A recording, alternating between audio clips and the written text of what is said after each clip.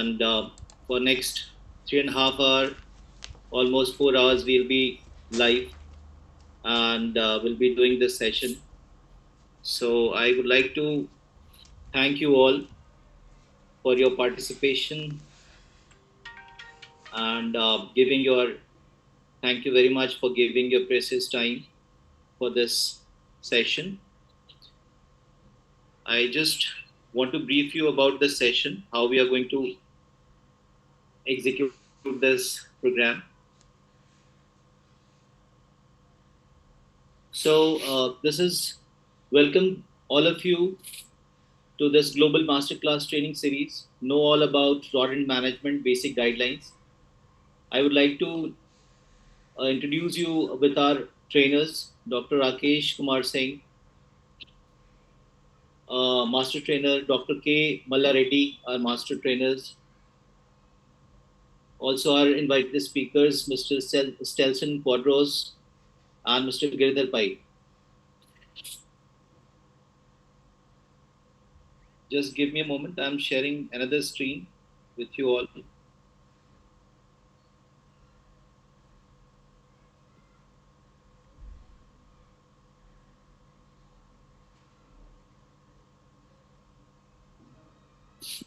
So this is, I hope my screen is visible to you. Just a moment.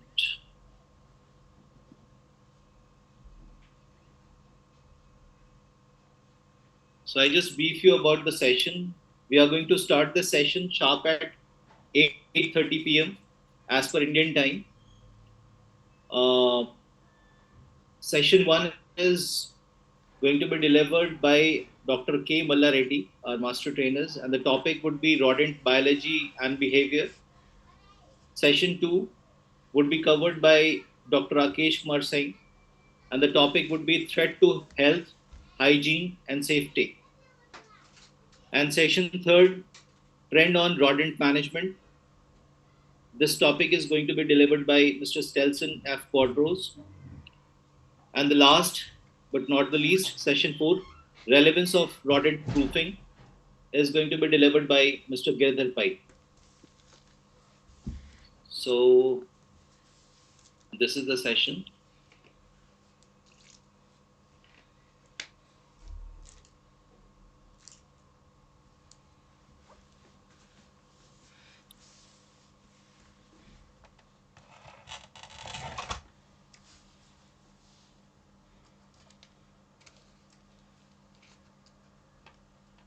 During this session, I will be keeping all the participants on mute, and I will be allowing you to speak at the end of the session. Any time, then we can take your question answer.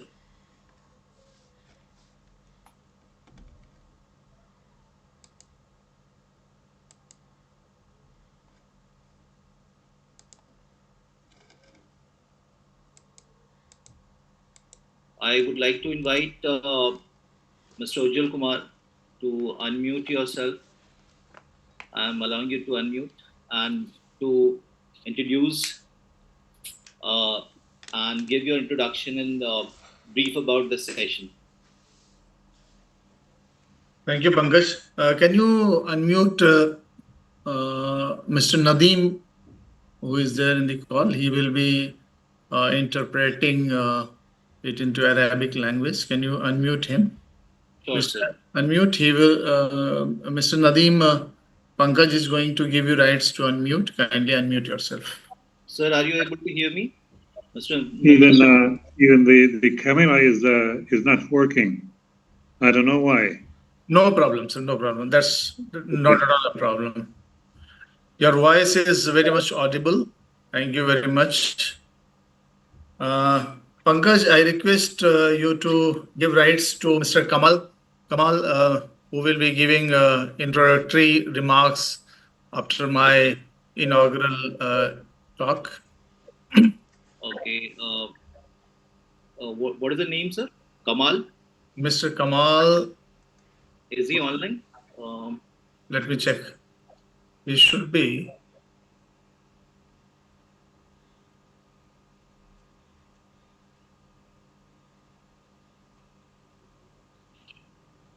Otherwise, you can unmute Ahmed Ragab Muhammad. Okay. I think Kamal, we are missing him. No problem. Okay. Mr. Ahmed, I'm unmuting your you, so you can. Yes, sir. Are you able to hear me? السلام ورحمة الله وبركاته. Yeah, thank you. Thank you, Mr. Ahmed. نرحب. We are left with 1 minute. Sir, your voice is cracking. I will start the introduction for Arabic participants in the first. So Mr. Nadeem will translate to English. Okay. Okay. Yeah. Assalamu alaikum. Yes, sir, you are Pankaj, audible. can you go to the first slide? Pankaj, can you go to the first slide? Yeah, just sir.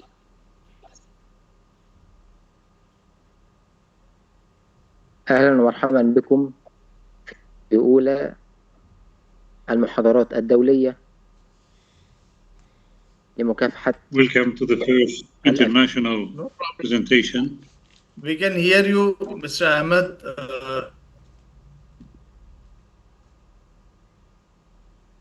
I will call you Mr. Ahmed. So now it's 6 o'clock Egyptian time and 8:30 p.m. India time.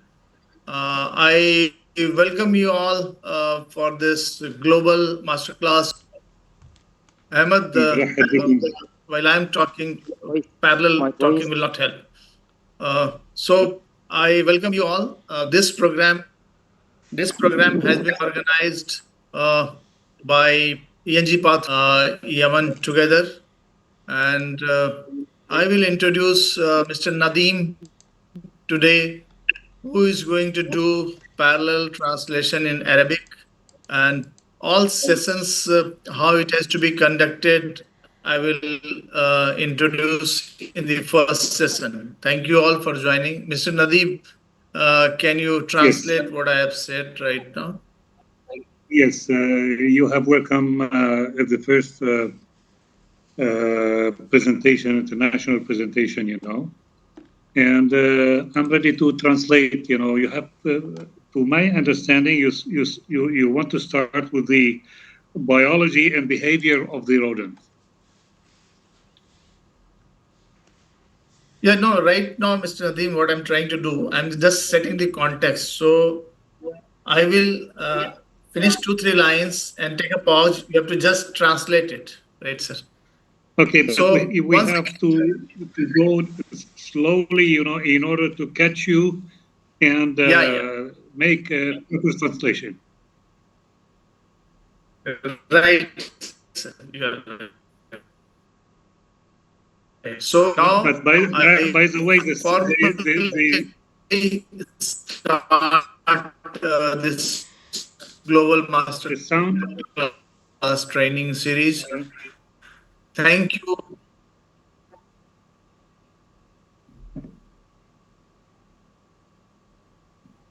There is no voice at all. Sir, we lost you. Your voice is not coming. Pankaj, am I audible? Sir, your voice is cracking actually.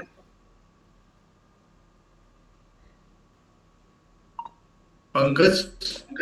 Yes, sir, I can hear you, but your voice is cracking. I can hear you too.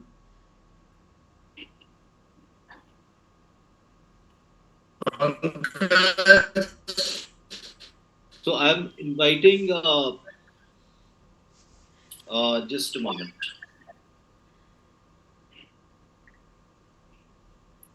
Can you hear me now, Pankaj? Yes, sir. Yes, sir. Okay. So, sorry, my connection was poor. So, welcome you all. Now, I would like to invite Mr. Ahmed to talk about this collaboration just in 2 minutes. and then we will call our first speaker. Mr. Nadeem, can you translate?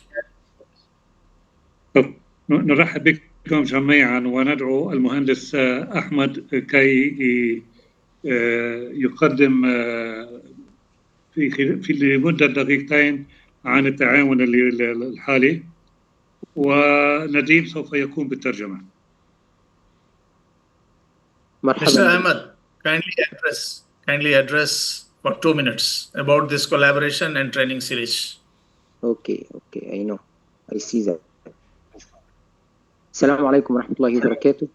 مرحبا بكم في أولى محاضرتنا في إطار التعاون. Welcome to our first presentation.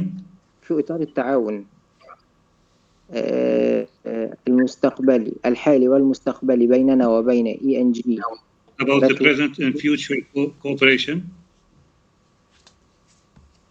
لقد بدأنا وسنستمر. We have started and we will continue. في نشر الوعي الثقافي والاحترافي للعاملين بمكافحة آفات الصحة العامة في الوطن العربي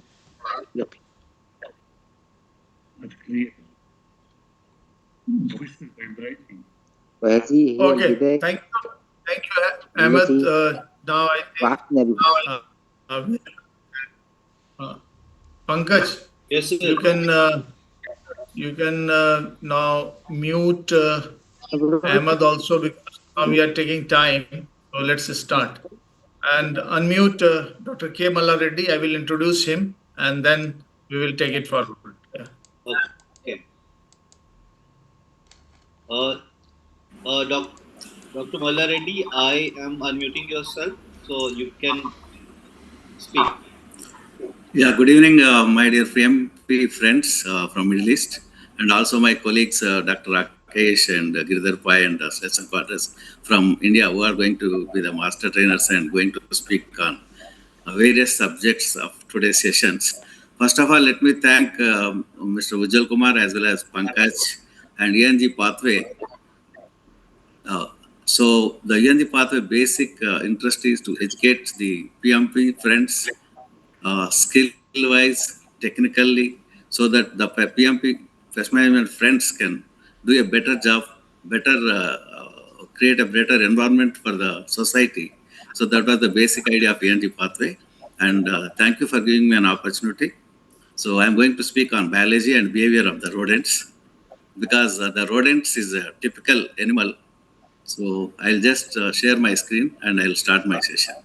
Dr. Malla Reddy, before you just start this session, I will introduce you to Mr. Nadeem. So what we are doing this time is one slide you will cover and then you will call Mr. Nadeem for translation. So he will do the translation. So Mr. Nadeem, you and Dr. Malla Reddy are together. Kindly take it forward. Thanks for your attention. Yeah. Yes. Yes, Dr. Malla Reddy. Yes. The speaker has welcomed everybody, and he wanted to talk about a very important subject, rodent, because it is very dangerous animal. So you can start your presentation, sir. Yeah, I'm just sharing the screen. Yes, sir. Unbelievable. It's not good at all.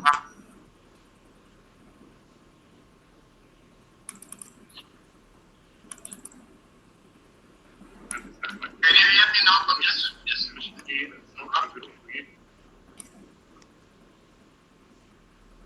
Yes, sir, it's coming. It's coming, sir. Yes. No, you are sharing the screen, or? No, I think this is coming from your side. Okay. So that will be better. But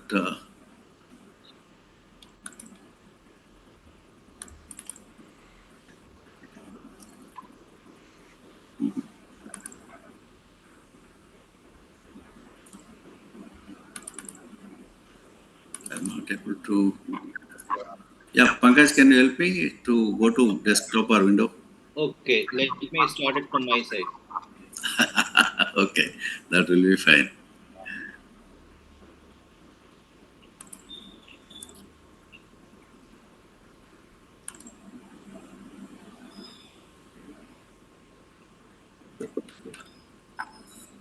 Oh, Is it visible? yes. Okay.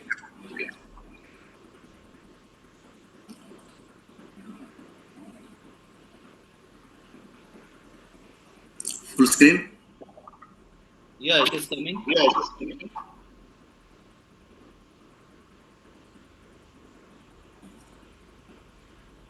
Okay, next slide. Okay, just Next, sir, next. So, good evening once again. Myself is Dr. Mallareddy. I'm introducing myself. I'm with the industry from last 40 years. I've been working on rodents. My PhD is also on rodents. And I'm with the industry from 40 years, and I've done a lot of rodent pest management for various departments. So, you know what is a rodent? Rodent is a row dent. So, row is a row of the den. So the teeth will be on the row. So that is the reason it is called as a rodent. And second thing, they also belongs to our family, where we belongs to mammalian family. So if we are intelligent, then rodents also more intelligent than a human being. And the order is rodentia. See, mammals, especially the rodent mammal, have 9 chisel-shaped incisors. That is the great advantage for the rodents. And when the gnawing chisel-shaped incisors is there, so what is the role of incisors? Continuously, the incisors will be growing every day 0.04 mm. So you imagine if the incisors is growing 0.04 mm every day. So what happens if the animal don't cut the unnecessary things like cables or door frames, windows, wood, and sometimes even steel? Because to suppress that growth, it has to cut every day. So incisors role is to cut, and it also cuts the hard material so that the growth will be suppressed. So it has to suppress the 0.4 mm growth on every day. Otherwise, the incisors will pierce into the skull and the animal will die. You imagine every day 0.4 mm is means then how much? So for example, if our teeth also grows like that, then you imagine how our shape will be.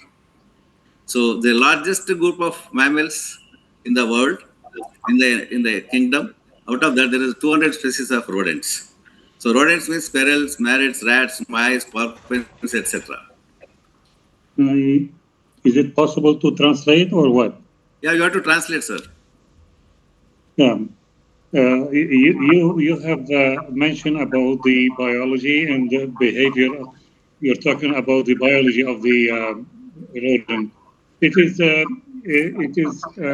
إنها من الطبقة الثديية من النوع الثدييات وهي قاردة. طبعا أسنانها تنمو بشكل مستمر بمعدل 4 ملم باليوم، وهي أكبر مجموعة من الثدييات الحية. Okay, go ahead. Next slide, please. See this, you can see the picture of the incisors. So they also have a dental structure like us.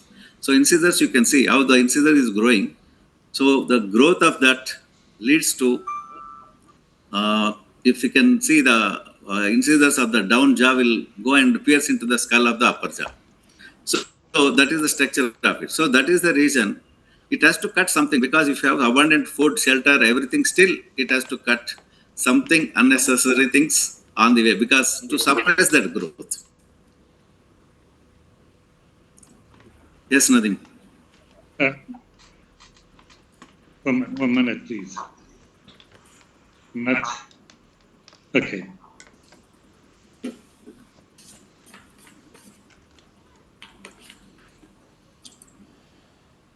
The picture show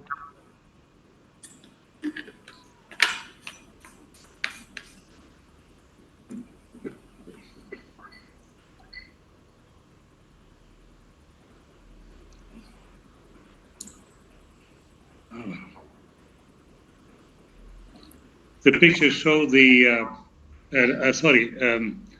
الصورة الأسنان عند القوارض حسب الصورة منها أحاديث السن وهي قارضة يعني تقطع وهي تنمو باستمرار وخصوصا له جذر واحد بأول الفم. Okay, go ahead. Next, sir. See, this is a monophyte because the dental structure incisors, you can see. Then after that, we have the molars, and then large space between the incisors and the premolars. So there is a big gap will be there between the incisors, and there the premolars will be used for grinding the food what they eat. So the dental structure will be incisors 1:1, canals is absent, premolars is absent, and molars is 3:3 because 3 pairs. So the molars will be using as a grinding agent, and whereas the incisors will be cutting any hard material and taking into the diastema. So there is a big gap that is called as a diastema.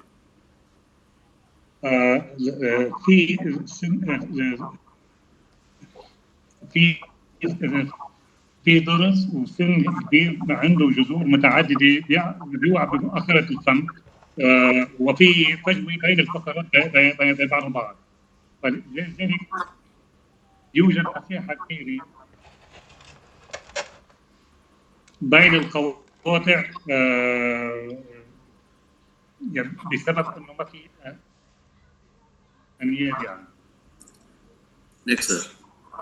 Why I'm not seeing any picture?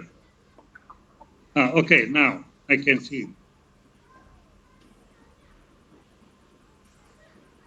Next, sir. Yes, go ahead.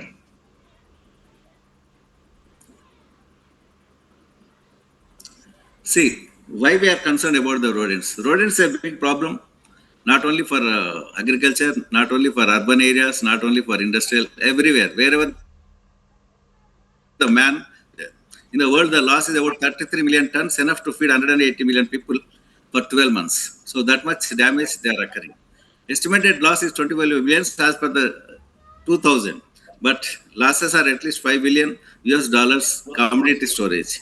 Most often chronic losses go unrecognized. Apart from this is coming to the old estimate. Next slide, I am going to explain what is the trend as on today. Let me translate. محاضرة في العالم في خسائر كثير كبيرة يعني تطلع يعني حوالي 33 مليون طن. هاي شيء يعني هي وهذه كميات كبيرة وتقدر الخسائر تقريبا ب 25 مليار دولار بأمريكا سنويا. مثلا بالهند 2000 25 مليار دولار بالهند سنويا. Next slide, sir. See, the problem is not only in agriculture and rural areas. See, for example, if you take bus stands, airports, ports, railway stations, software companies, shopping complexes, hospitals, wherever there is a huge problem of rodents. They unnecessarily damage the structures. They spread dreaded diseases. They are the main carriers of different diseases, which are very serious diseases, and there is a huge loss of population some years back in all the countries. المشاكل القوارض كثيرة في الأماكن الحضرية، مثلا بالمطارات، بالمحطات الترين، يعني بكل المجالات أصلا.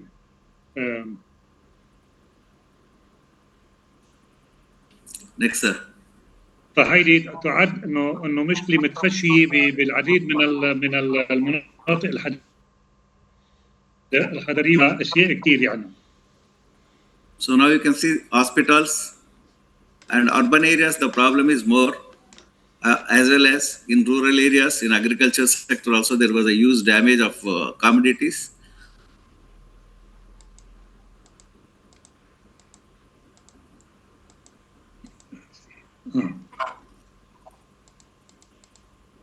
The picture show a hospital, and what else? Several location, عدة محلات مجال وين القوارض ممكن تأثر وتعمل.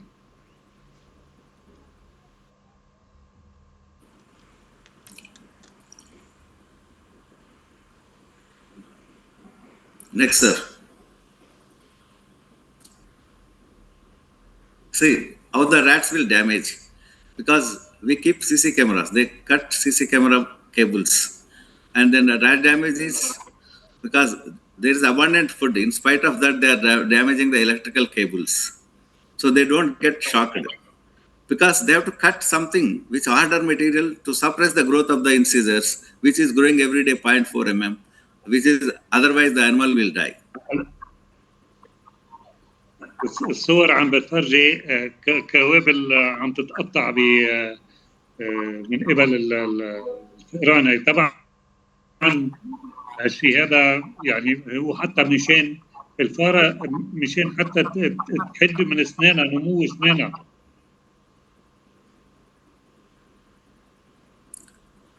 Next, sir. See, rodent presence is a heavy, big problem in endemic as well as urban areas. First of all, quality of life, damaging the infrastructure of the buildings, affecting public health, direct damage to the poultry industry, software industry, as well as there was a huge loss in and even use during the crop period also, in the fields also there was a huge loss. When it comes to the storage godowns, again there was a huge loss. So the estimate is maximum.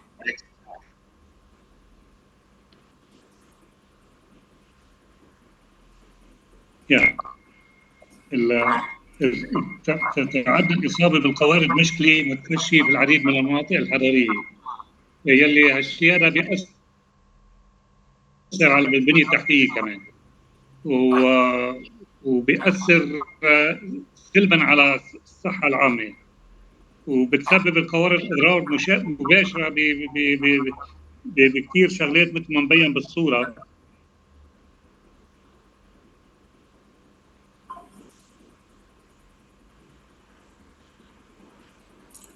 Next, sir.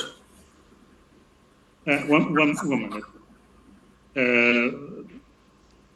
بتأثر سلبا على الصحة العامة، بتسبب القوارض أضرار مباشرة، حظائر الدواجن وأعلاف الدواجن وصغار الدواجن، بيقولوا بالمصري كتاكيت، وأضرار غير مباشرة من خلال التلوث. Okay. Yeah, annual storage losses in India estimated by IGMRI, 14 million tons. There is worth of 7,000 crores by various pests in only storage godowns. As per the FAO, it is estimated that post-harvest losses only by the rodents alone range to 50%, depends upon the local conditions and the godown structures. Rodents consume about 10% of their body weight. So imagine, apart from the damage, they also quality will be lost, and because of the urine and droppings. They also cause damage to the structures in urban areas, in godowns. There will be huge damage of the food grains. Apart from what they eat, 10% is nothing, but damage is more, and the quality of the grain will go. عم بيقول انه الخسائر اللي عم بتسببها خسائر التخزين بالهند تقدر بحوالي بالملايين الدولارات، 14 مليون حسب ما هو مكتوب، وبسبب مشاكل بالتخزين كمان، يعني ظروف التخزين السيئه. وهذا يعد يصير في تلف بإنتاج المزارع الدجاج قد يصل إلى 10% يعني. Next, sir. See, rodents also play a major role in transmitting the diseases. Rodents is a vectors for disease spread for animals transmit genetic diseases. For example, take plague, leptospirosis, scrub typhus, antivirus. All this rodent is a main carrier of the parasite. So it's a main carrier. There is a lot of women deaths during pandemic of leptospirosis as well as in India.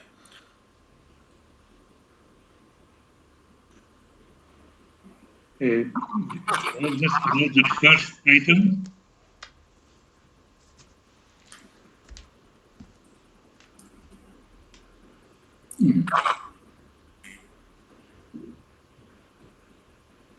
Mr. Kumar.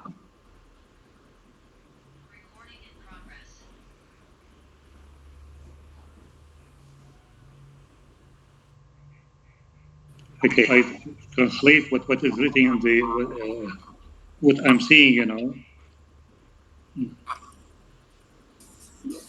Sir, rodents spread various diseases. They are the main carriers of the vector.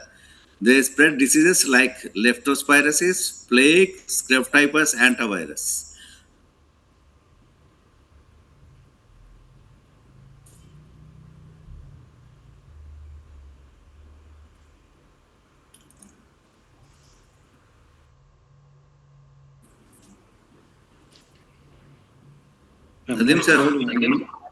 I'm not following you.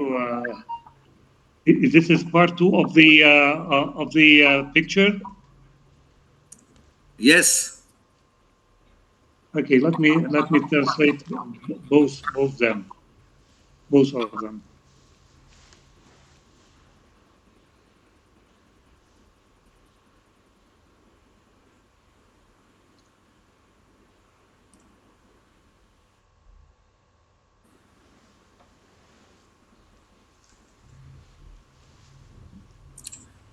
Over, sir. Next one. Yes, just a second. No. Oh my God. Sir, common traits of a rodent. See, rodents have a behavior of nocturnal in habit because they move only in the nights and early mornings, and they are the excellent swimmers. If you can take, they will even travel from one end to other end of the canals. During bamboo flowering, if you take in northeast states, they will be swimming from one end to other end, and where the people also will catch them and they will food. And they are the good climbers. As you know, they can climb any 10th, 20th, 30th floor, 40 floors also. Good sense of smell and hearing because they can smell very well and they can hear very well, but they cannot see. Can gnaw through materials like lead, sheathing, anything they can cut. If small hole, small tiny hole, the rodent will enter. And then through very small openings. These are the special characteristics of rodents. السمات المشتركة بين القوارض المهين ليلية وتتسلح بشكل جيد كتير، وعندها حاسة السمع والشم قوية كتير، اوكي، وبتقدر تدخل من خلال فتحات كتير صغيرة. اوكي. Next, sir. See, I wanted to brief about the species available. Commonly, we face problem with 4 types of rodents, 4 or 5 types. Those are ratus, that is house rat, as well as roof. So they will be staying with us because they are very commensal rodents. They stay in our residential areas. They share our shelter. They eat our food. They will be with us. So the size is very medium, 120 grams. Tail is longer than the body because the tail will be used as a balancing organ when it is climbing up. Brownish gray in blackish color, good climber.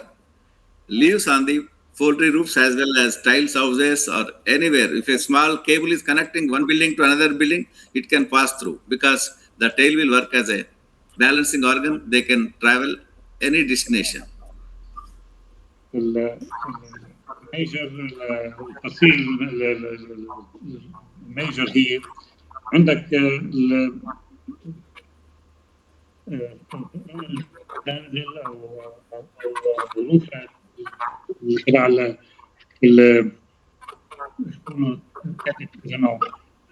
هي تبقى حجمها متوسط الحجم وعندها وزن حوالي 120 جرام.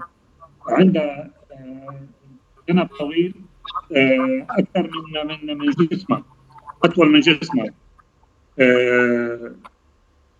وعندها كمان بناين طويل ولونها بني على اسود، وهي بتتسلق بشكل وهي بتعيش كثير بالمزارع ايش بيقولوا له بالروف تبع زرع الدواجن، وكمان داخل المنزل وخارج المنزل. Okay. Next, sir.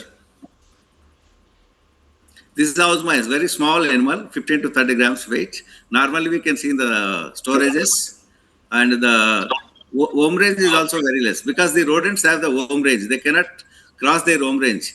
Every species will have different home ranges. Tail is tail is longer than the body, but very tiny animal. Elongated nose, slender body. Ears is large. You can see permanent thin, brownish in color. Depends upon the size. You can differentiate ratus as well as mus musculus. فئران المنزل صغيرة الحجم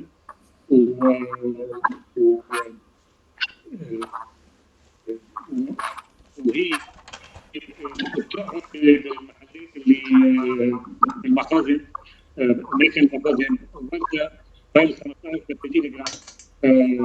هي من نوع بتتكاثر كثير وعندها طويل اكثر من جسمها، وعندها جسم عندها شو اسمه منصار يعني طويل وسلندر بادي هيك كمان،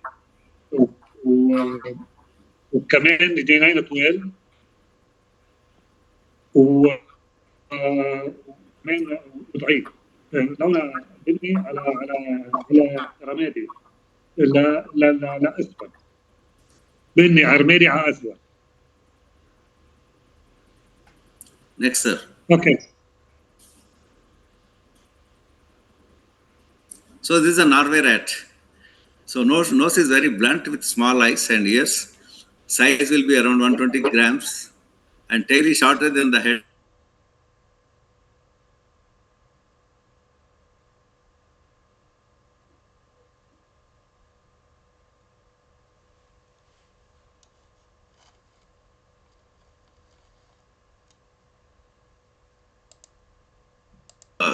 Burrows. They dig the burrows along the river banks and canals.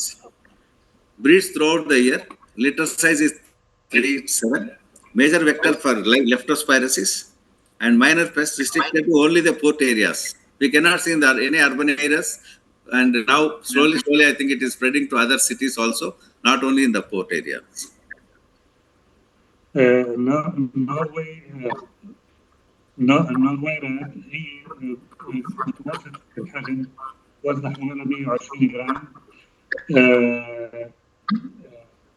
عندها عنان صغار ودكان صغار، والجناح تبعولها اصغر من راسها وجسمها. هي عادة محصورة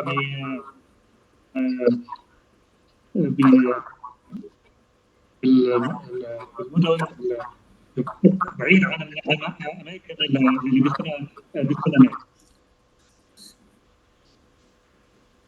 Next, sir. وبتتكاثر خلال السنة على طول. We have two bandicoots. One is bandicoot of Bengalis, the other is bandicoot indica. This is the smaller one, and the other one will be the larger one. This is 150 to 300 grams, medium and large.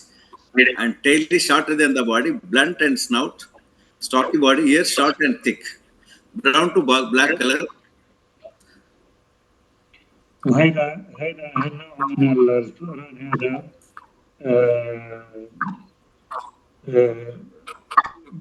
معروف بزرع الوزن وحوالي المسؤوليات يعني. البادي تبعونا الجسم تبعونا وزنه بين 30 جرام وبيتراوح حجمه من المتوسط للكبير ولا درجة من الجسم تبعونا ولا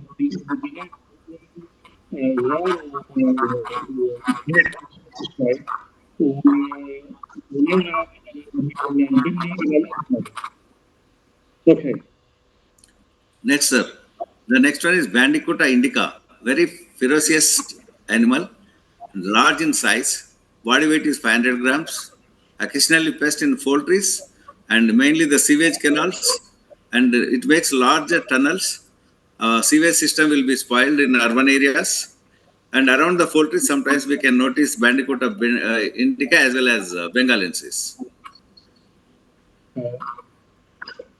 هذا من النوع الحجم الكبير المينيمم بادي الوزن الاقل الوزن تبعونه الحجم تبعونه 500 جرام هذا اقل شيء المينيمم وزن الجسم وهو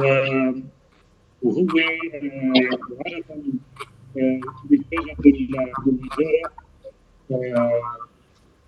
بس كثير يعني كثير بوجوده بظهوره بالمحلات هذه وبيعمل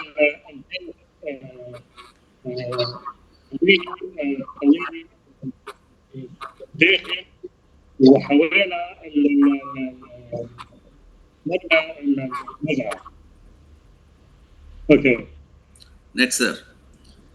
I would like to share a few characteristics of different road identification purpose. House mice is very small and house rat is a little bit large and the tail is longer than the body. And Norway rat is also. So you can see the difference between the tail. There is a shorter than the head body length, whereas here it is ratus it will be larger, and it is in Norway rat it is very shorter than head and body and length and thick with poly understanding. So yes, the size is 12 to 15 in case of house mice. House rat is 19 to 26 mm, and in Norway rat it will be 14 to 20 mm. This is for just to identify if you can see any rodent in urban situations. هيدي مقارنة بين كل الأنواع اللي حكي فيها من قبل وعم بيحكي عن سلوكياتها وعن راسها وجسمها وطولها والى اخره ودنبها وشو اسمه والاذن تبعونه. طبعا هودي المهندس احمد بكره بيبعث لنا هني بنترجمهم كلهم سوا ما مشكل بس مشان حتى نكفي ولا ناخذ وقت كثير بال Next, sir. See, this is a continuation of the same color and uniformly most of the gray and length of dropping, because if it is wet or dry you have to see when you go for the inspection to do the management, and the length of the droplets in case of musculus is 3.9 to 7.6. In case of ratus rat, the size of the droplets will be larger, and Norvegicus and bandicoots it will be very large, and number of nipples 10 to 12. In case of musculus, ratus is 10, that 5 pairs. that I'm going to tell in detail in biology. This is about a little bit characters about the animals. كمان هذا comparison بين الواحد حكي عن الجلد تبعون الكور على الظهر، يكون الفرق بيناتهم، وحكي عن حجم الدروبينج تبعون الوسخ تبعونه، الفضلات اللي بيطلعها من جسمه، وكمان اللون الجهة العليا منه. Next, sir. See, normally we go for inspection of rodent infestation during daytime because they are nocturnal in habit. In that case, what you have to do is you have to look for the droplets. Droplets are dry or wet. So, and what is the size of it? And what is the shape? Basing on that, you can identify which rodents are present in that particular premises. Okay, 1 minute. عادة بنقوم نحن بالمعاينة خلال النهار،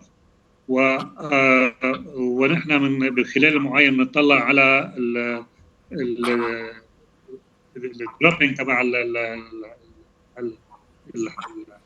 هيدي، يعني على شو اللي بينزل من جسمه، يعني الوسخ اللي بينزل من جسمه، شوف حجمه لحتى نعرف شو بنحدد شو نوعه. حجم الدروبينج تبعه هو بيحدد شو هو نوعه. Next, sir. See, now I'm going to do biology. Biology is very important to know about it. So rodents have a peculiar breeding pattern. Comfortability, when they are comfortable, when the shelter, food and everything is comfortable, they will change their breeding pattern. Breeding behavior will change. Rodents have a habit of promiscuous because when this abnormal breeding starts, having sex with many number of males. So that is when it comes to the abnormal breeding. And second thing, another important and interesting character is, as per the Bruce effect, female already having a pregnancy. If it come in touch with any male animals, the pregnancy will get abortion. So this is both is different. This is a normal conditions. The other one is abnormal conditions. So they have a different. This is a very behavior is different because comfortability.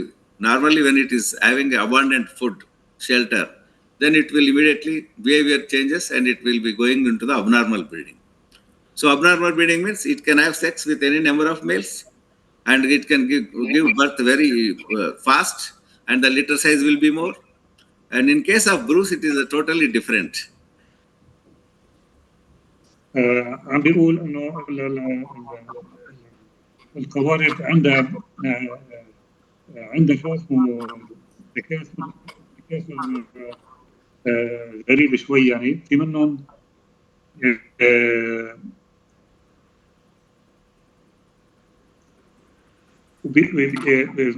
وسلوكياتها بالتكاثر غريبه،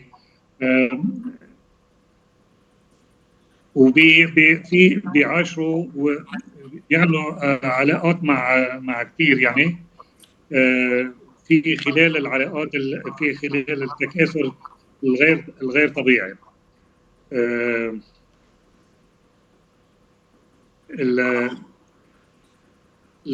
الانثى عندها شو اسمه، عندها ذكر واحد، واذا كان حدا جاب من حدا ثاني واحد، بتروح بوش، ما بعرف كيف بيقولوها بالعربي، انه بتطلع البيبي اللي بطنها يعني.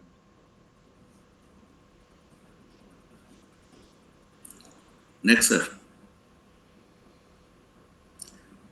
See, normal the rodent's life is 1 to 3 years. The maturity, puberty period will be 6 to 16 weeks. Ostrich circle will be 3 to 7 days. In common in all the rodents.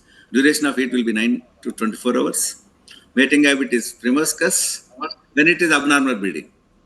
Gestation period 18 to 30 days. Breeding season is round the year. There is no season. There is no winter. There is no summer. There is no cold, no hot. Litter size is 1:22. Depends upon. Because again, it is a year both K pattern as well as R pattern will take place. Postmortem it will be 4 to 96 hours. Breeding potential is very high. One pair will produce 800 to 1500 young ones in the span of 1 year period.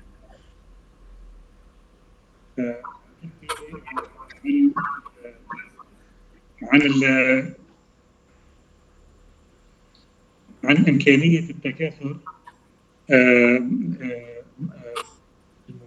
مدى الحياة تبع العمر عند البلوغ والدورة الشرعية تبعونا ومدة الشبع وعادة التزاوج كمان عن فترة الحمل وموسم التكاثر وحجم المواليد تبعها والشبع ما بعد الولادة وإمكانية التكاثر. هلا إذا هودي بدي أقول لكم إياهم كيف معروفين هودي بس حول العناوين تبعهم.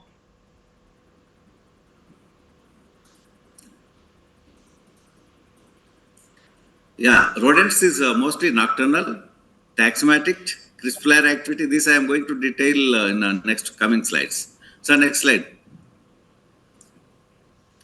See, going to the genital structure of the male and female of rodents. If you can see the female, the vagina and the anus will be very close by, and the urethra. And whereas in the male, penis will be there, and even in female also you can see like a structure will be like female, but that is not the male organ or penis. In penis there is a total sac. There is a big gap between the anus and the penis.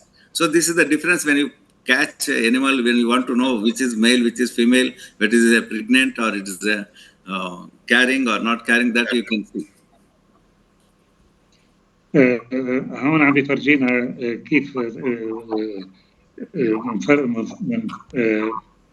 نميز بين الفيميل والميل من حيث التركيبة شو اسمه الجنسية تبعونا بهالشكل هذا.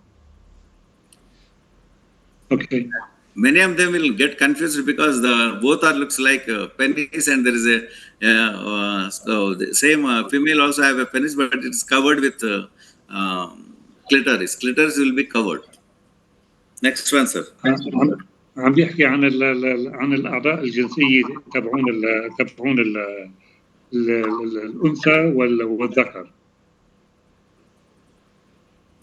See, now you can see the female, and both you can see the male and female will have the penis, but it's not a penis, it's a blind, and male is the little bit bushy, and so you can see the scrotum very clearly.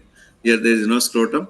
So this is and you can also see the mammary glands in female. هون عم بيفرجينا عن الأعضاء الجنسية تبع الفيميل بشكل واضح كتير يعني.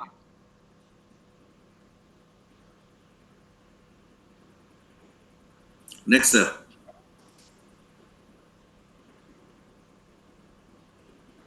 See if you can see male, adult males process testis and prominent scrotal sac. In case of genital papilla in present, which covers the clitoris. So non-functional penis in female. It looks like a penis, but it is non-functional. It covers the clitoris. In genital papilla, in male, genital papilla covers the penis. And anus and genital papilla have distance. Skin is thickly furred in case of male.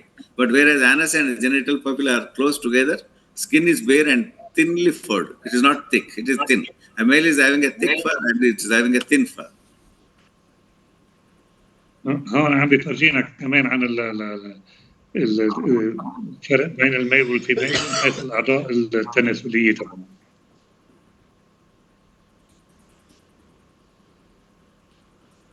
Okay.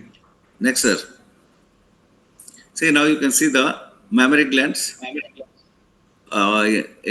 pectoral, see, you can see the 5 to 6 pairs of mammary glands in most of the rodents. هذا مقطع على له الاثنين سوا كيف موجودين. Okay. Next, sir. See, I'm talking about the breeding pattern. See, normal breeding, only the litter size will be 1:6, 1:7. And you can see in the first slide, there are only 5 embryos. When there is abundant food, abundant shelter, their home range is differs, then it will go to the abnormal breeding. See, normally, if you can see in any storage structures, most of the time it will be in abnormal breeding because food is available and shelter is available. So they will go for abnormal breeding. In abnormal breeding, هيدي الولادة 20 to 8 months. الطبيعية وغير طبيعية.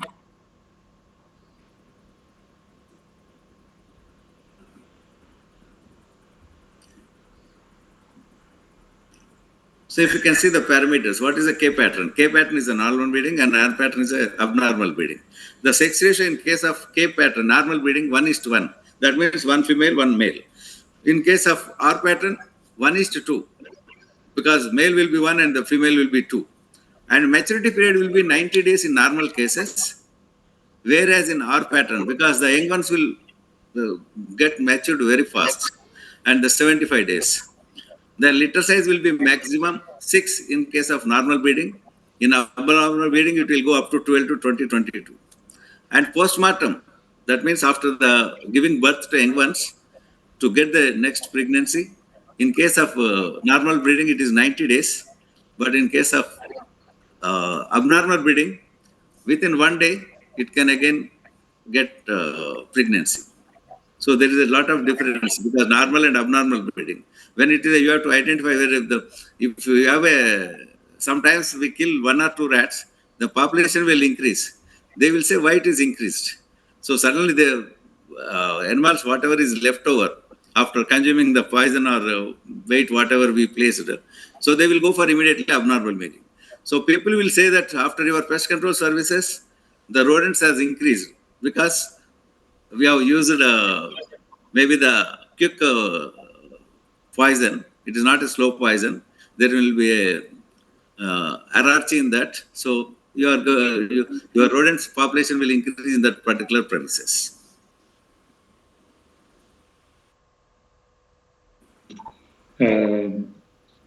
عن طريقة العلاقات بين واحد وكيف بالنورمال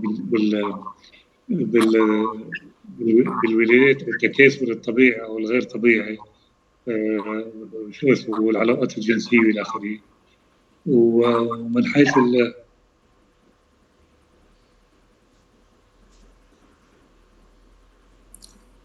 Next, sir. Okay.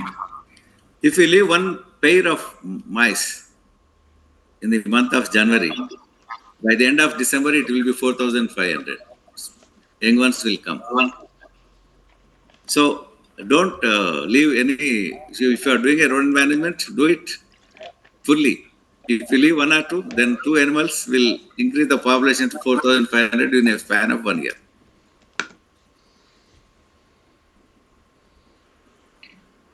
This graph is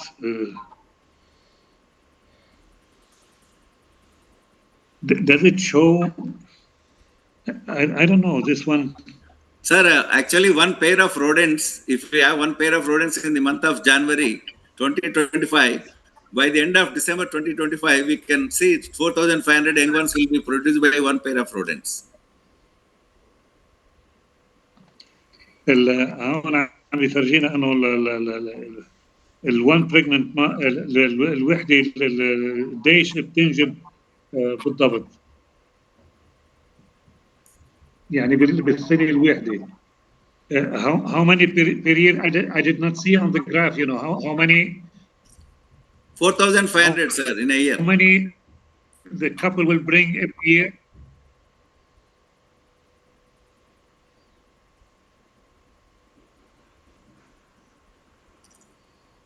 Next one, sir. Yeah. See, what is the behavioral changes? Because rodents belongs to mammals and they are more intelligent, as I said earlier. So the how the behavior changes? Because we normally hear in the news that whenever there is an earthquake, we don't find any rodents because they get signals well in advance. So they have this character, facility, because they stay inside the burrows, nocturnal in habit, and there is the exploration character, pygmotaxis, neophobia, bait shyness, rodent resistancy, and also, so these again I am going to explain one by one. Reproductive bouncing, this is called as a abnormal breeding, and migrality, because they fast migrate when they have warning sign, warning pheromone sign, immediately they migrate to safer places. هون عم يحكي عن السلوكيات الرئيسية للشو اسمه للقوارض، الحفريات والنشاط الليلي والاستكشاف، يعني بيمشوا بيدوروا بأماكن غير مألوفة يعني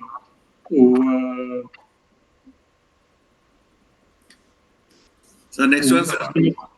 Okay, go ahead. So the factorial is except most of the squirrels and house rats, they live in burrows, sir. Most of the rodents will live in burrows, crevices. Constant environmental conditions will be maintained inside the burrow because, like termites, they also maintain the constant temperature and facilitated by the soil. The depth normally depends upon the atmospheric temperatures. Whether it is a soily or it is a mud, different depth of the burrows will be differs. هيدي بتعيش بجحور وشقوق باستثناء معظم الواحد والسناجب والفئران تبع المنازل، وهيدي بتحافظ على ظروف بيئية ثابتة داخل الجحور تبعها، يعني يلي هي تربية مؤثرة بسيئة للحرارة. Okay, go ahead. Next one, sir. Nocturnality. See, rodents are nocturnal in normal habit. Activity starts evening hours after sunset and have exploration because anything new, they want to exploit it. Whether for feeding or any new item, anything you keep in their way, they have an exploratory character. The activity will be minimized by 9:30 p.m. Again, they will be very active in the early mornings. Again, exploratory for feeding activities. This is a dawn and dusk because evenings as well as early mornings, the rodents will be very active. هون عم يحكي على النشاط الليلي تبعون الواحد، انه معظم القوارض بتبقى ليليه بطبيعتها. بيبدا نشاطها العفوي حسب ماني عم بقرا، بيبدا نشاطها العفوي بساعات المساء بعد غروب الشمس يعني، وهي يعني تتسم باكتشافات وتغذية منتظمة، وبهالنشاط هذا بيقل من عند الساعة 9:30 مساء، وبترجع تنشط مرة ثانية بالصباح حيث يعني بتصير ترجع تكتشف شغلات وبتتغذى على شغلات هي عم تكتشفها وتشوف. Next one, sir. Exploration habit. They have an exploration habit, checking environment during this spontaneous activity because they have excitement to see what is happening, what is what. This is got the area where they live, check and incursion and change in the environment. Any changes in the environment, they immediately exploit. This is one instant in all the rodents. Exploration habit is very particular in most of the rodents. Okay.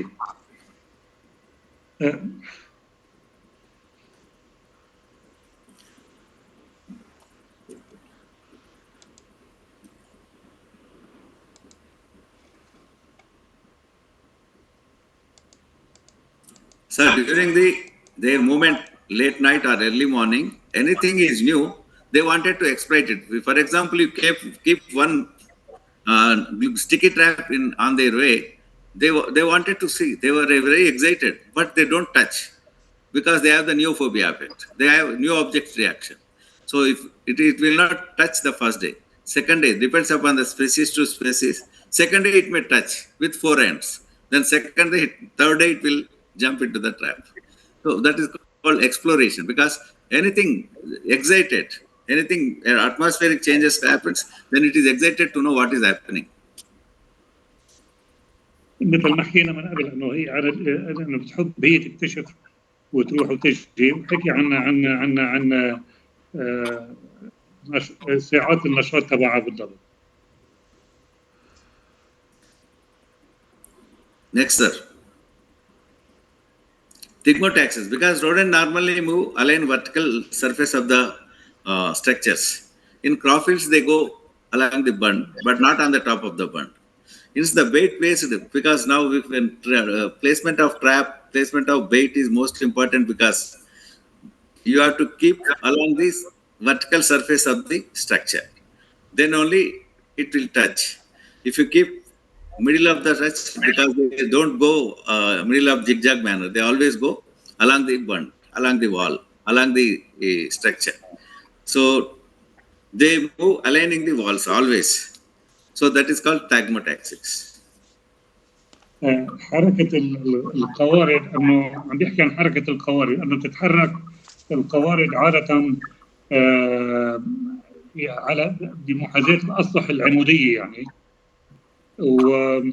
وكمان بحقول المحاصيل، وعند قواعد السدود، وشو اسمه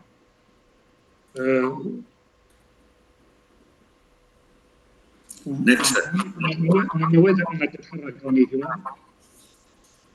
See, neophobia means during exploration, if they observe any change in the environment, anything new on their way, that is called neophobia. If you keep a trap, they will not come, as I said earlier. So second, they will want to touch it. If it's a trap, they will not enter in the same side, because every species will have different type of neophobia. Anything new object reaction. If you keep food also, same thing. In case of ratus, it will be 3 days. So if you have a house rat in the house, if you keep a trap, it will not be trapped till 3 days. In case of Bandicoot of bengalensis and musculet, is only 1 day. If you see in the morning, again it will try to explore in the evening. In case of Tetera indica, it is 3 days. So this depends upon the species to species, and this is a neophobic period of different rodents. If you keep poison bait also, same thing, and you don't replace it, because the rodent is not coming. So trap also you don't change it, because they have their own new object reactions, neophobia, that is called as neophobia. عن الهاب الفوبيا تبعونا، انه وقت اللي بتكون راح عم تستكشف اذا لاحظت اي تغيير بالبيئه تبعها، هي بتطور رد فعل جديد تجاه الاشياء، واذا كان فخ ما بتدخل، واذا كان ماده غذائيه ما بتاكلها بسهوله، بس بتميزها وبتذوقها. اذا اعطيت طعم سم، هالسلوك هذا بيوفر لها الحمايه لتجنبها انها تاخذ هالطعم هذا. طبعا هذه الفوبيا 3 ايام او يوم واحد مثل ما ذكرهم. Next, sir. Bait shyness. What happens bait is, see, when we keep a sublethal dose of acute rodenticide, for example, zinc phosphate, it kills only few rodents, but the minute quantity of phosphine generated in the stomach will have some disturbance. So that is not sufficient dose we have given. So that is called as a bait shyness. They feel discomfort. So consequently, avoid eating food of such type. So there you have to change the again bait. It is temporary phenomena, but persistent period, they will eat. For example, ratus, if you keep with broken rice, zinc phosphide, it will not touch for another 75 days because they have the bait shyness. They don't touch the baitness. And second thing, when you keep it open or closed bait, that is also most important. So these are the Bengalensis, Bandicoot of Bengal is 21 days, Indica 75 days, musculus 35 days. This is in case of adults. If you can take sub-adults, young ones, the bait shyness period will be less.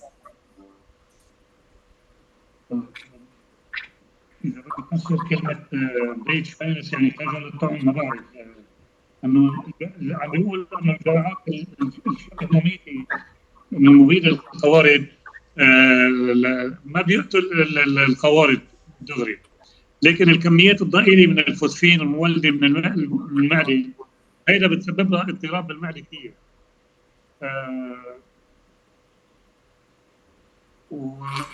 هذه القوارض تربط الاضطراب هذا بتناول مادة الطعام، وبالتالي بتتجنب تناول تاخذ الطعم اللي هو ويت شاينس. اوكي. Next, sir. Rodent-side resistance. What is rodent? There are two types of resistance. One is biological, genetical, as well as one is behavioral resistance. So rodents have a competition.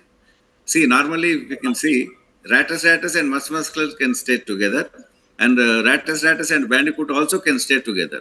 But what happens if we take ratus, they have the competition.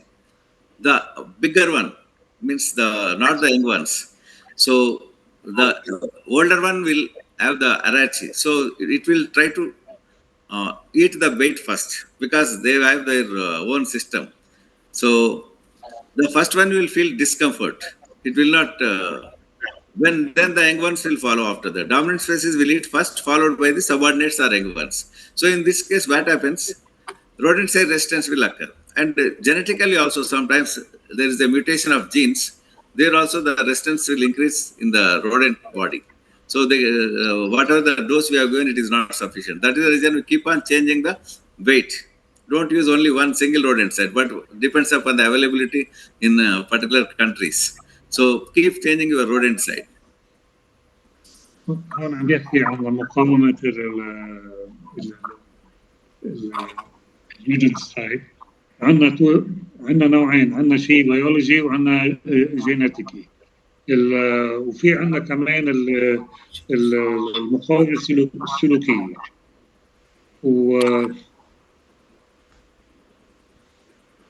هيدي آخر وحدة ما فهمتها. Okay. Next one, sir. Reproductive bouncing. See, normal breeding maturity is 90 days, litter size is 6, and sex area is 1:1. And postpartum stress period is 90 days. In favorable conditions, when abnormal comes, when there is abundant, sufficient shelter and food is available, that leads to the abnormal breeding. The maturity will be 75 days, litter size will be 12 to 20, sex ratio will be 1:2, and postpartum stress will be only 1 day. After giving delivery to young ones, again it may get pregnancy within 24 hours. This is called as a reproductive bouncing. So when you have a limited, when we kill 50% or 60% of population, this immediately leads to the abnormal breeding. هون عم بيحكي عن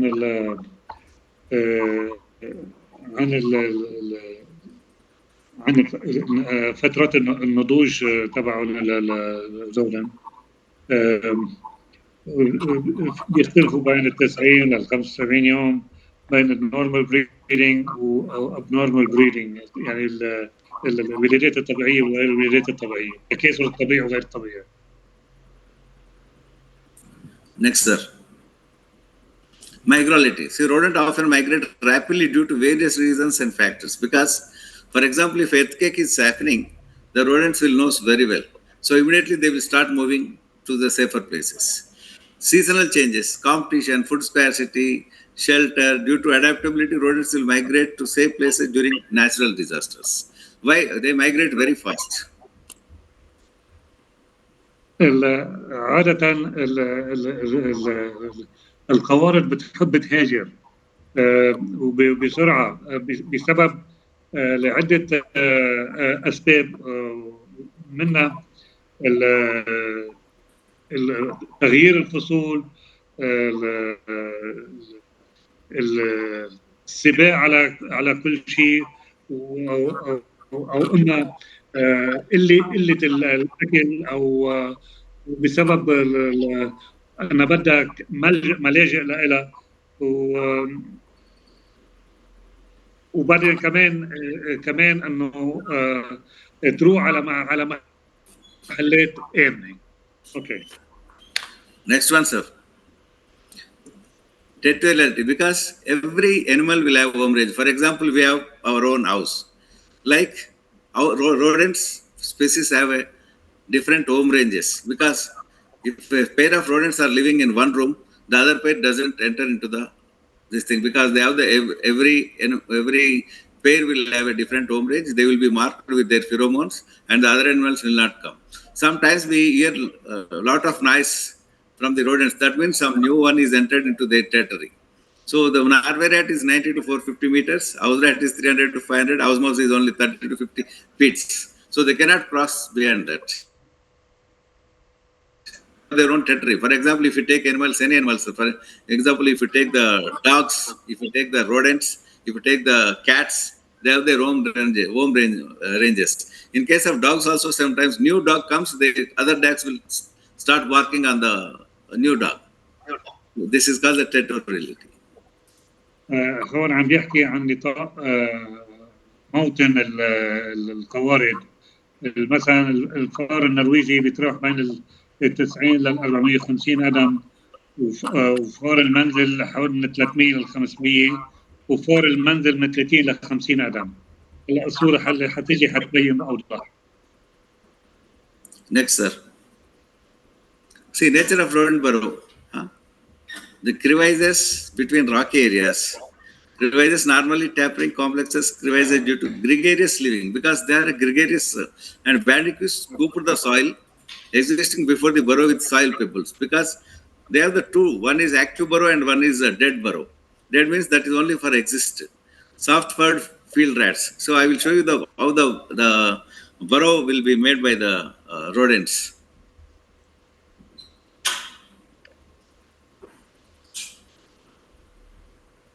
Now go to next one, sir. Continue. Yeah, you can see the bolt holes and entrance, because bolt hole is always dead. In case of emergency, they will pass through, but that is always closed with fibbles and some grass, and it is not active, and it will not enter into the through holes. Only that can be used during the emergency. If anything is happening, any poison smell or something happens, digging smell, digging signs, then only it will enter, go out from the bolt holes.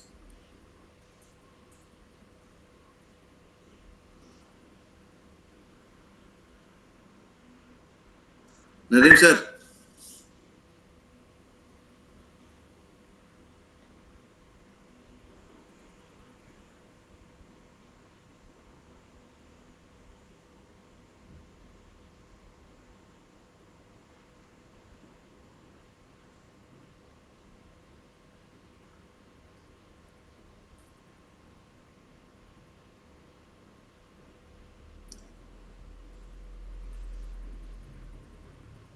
So next one.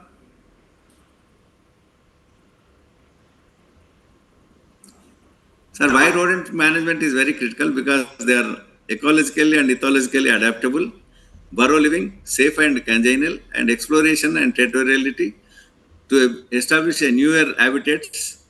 Their behavior adaptability is very fast. They have the neophobia, bait shyness, and reproductive elasticity. Then abnormal breeding, normal breeding, intrinsic population regulations, increased population in the urban areas. Because when you go for the rodent management, you should know the biology thoroughly, and you should be able to identify the rodent is a pregnant and what is the population, which species is available in that particular situation and location. So that then you can plan your management properly.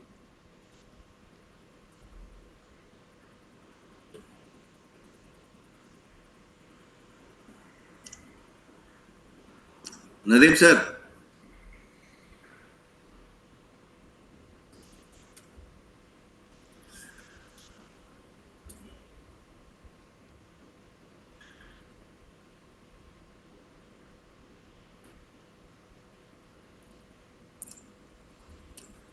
Next one is,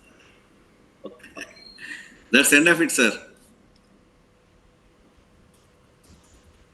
All right. So thank you very much, Dr. Malla Reddy, for your insightful presentation.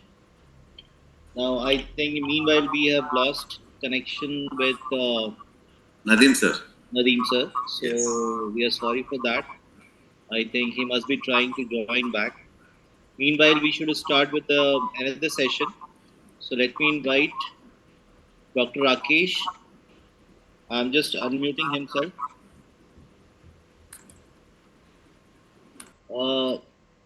Dr. Rakesh, can you hear me? Yes, yes, Pankaj. Thank you very much, sir. So I am just stopping my presentation. If we can try from your side to start it. Okay. Let me find Okay. Nadeem. Thank you so much. Thank you. And suppose, good evening to all the participants. Assalamu alaikum to you all. So let us start because you have gone through the rodent biology and behavior. So let us start with why it is need to control, right? So let me try to start my presentation. Here. Pankaj, is it visible? Yes, sir, it is visible. Just do it in a presentation mode. Okay. Yeah, it is coming, sir. Okay, fine. Thank you. So, good evening to you all and assalamu alaikum to all. So, Assalamu alaikum wa rahmatullahi. So, excuse me, sir. Mr. Nadeem, the electrical current is off. He told me just a minute and he will come. Yes, sir. We are not seeing Mr. Nadeem. So, should I start? Yes, sir. We can start. Okay. The current is off.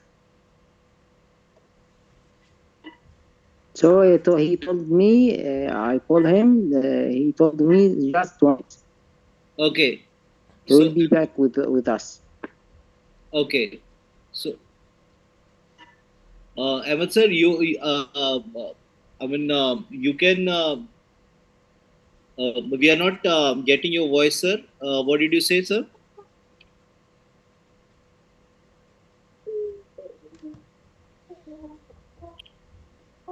Is he joining back? Nadeem sir is joining back. That Arabic participants.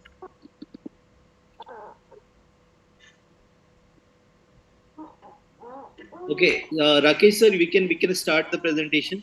Ahmed Okay. sir, if you can translate into another language, I mean, you're most welcome. If you can help us, sir.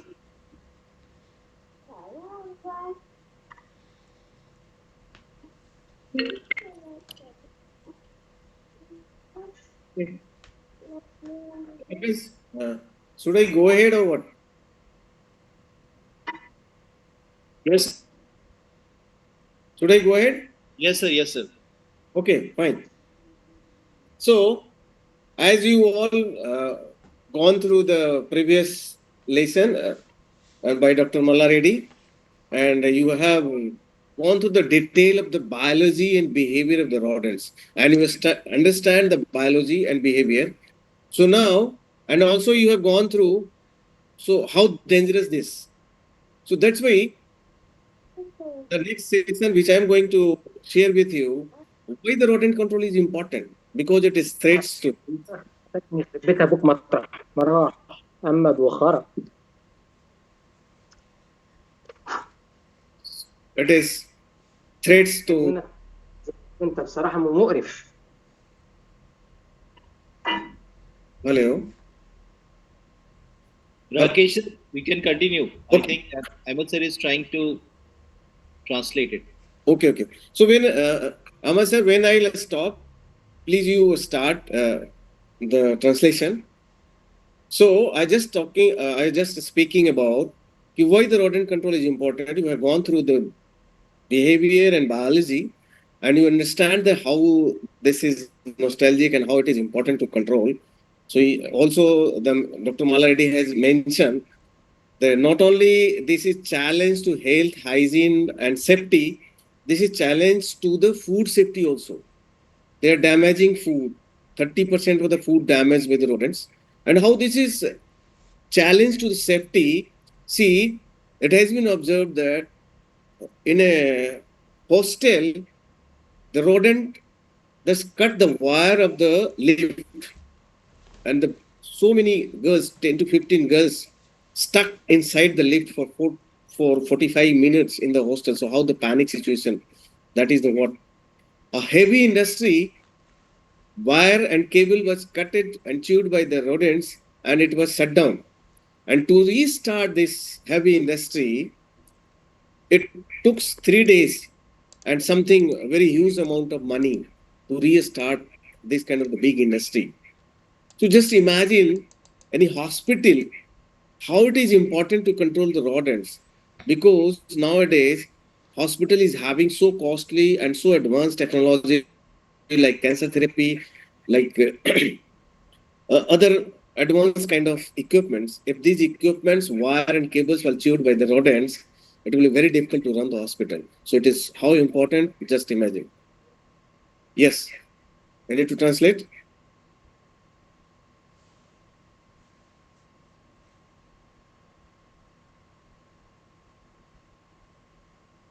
Panga, should I go ahead? Yes, sir. Okay. So the rodents, you just understand how it is dangerous for us. So it is pest, whether it is your office, whether it is commercial facility, high-tech industry, whatever it is shipment, aircraft, wherever. So, and then the losses, destruction, and contamination of food. So my emphasis since the start is they are challenge to our health. Apart from the safety, they are challenge to health because they contaminate the food. The safety, the fires, most of the fire hazards in the buildings, in the commercial premises, in the factory, are happens due to the wire cut and chewed by the rodents.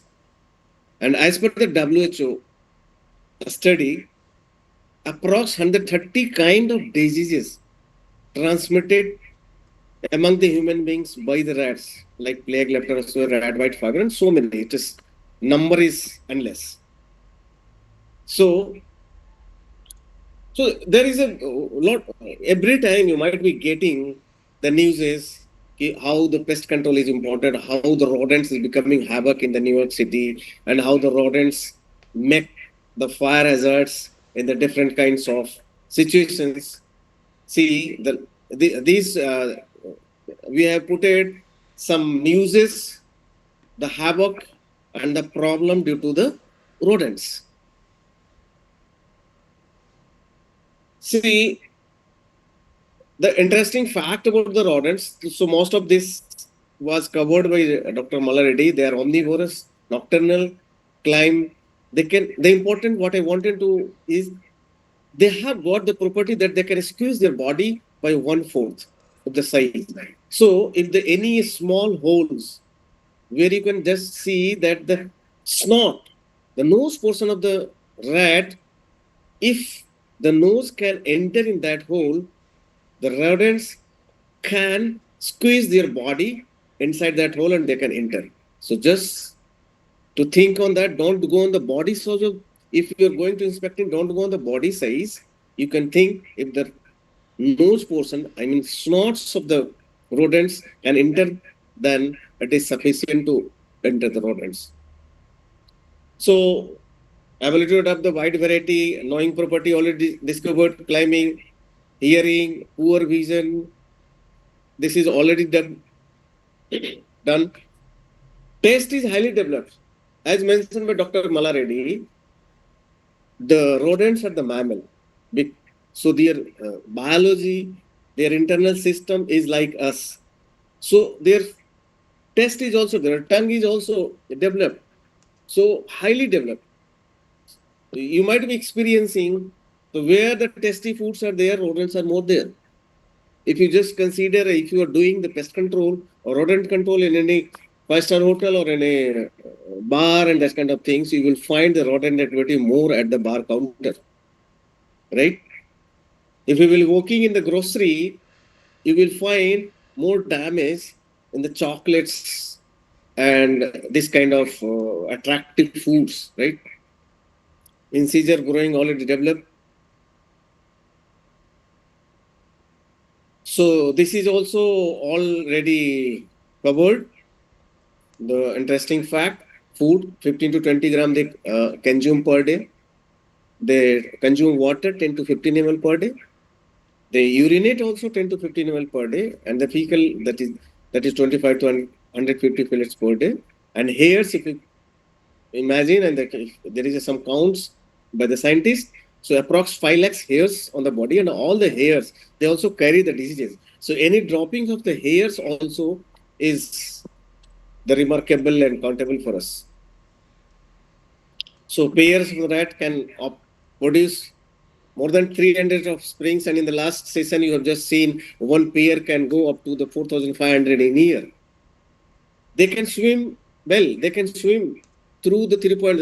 The sewer rats or the Norway rats, which we were talking earlier, they can swim through your drain. They can swim through the water, and it has been observed that they can swim up to 3.5 kilometers. Right? Rat can squeeze their body in the 1/4 of the inch of the hole, and they can see. There the vision is very poor. They have the poor vision. They are nocturnal. They can see at the night, but they cannot see at the daytime. And but their observing frequency is very high. They cannot see more than 15 feet, but they can observe your frequency apart from 50 feet. Rat's jaw, the incisor which put the pressure on any material, it is very huge. It's a 20 times more than pressure of our human jaw, right? So that's why the things which cannot even imagine to chew, like steels, like concrete, like woodens, the rodents can damage, and the front side.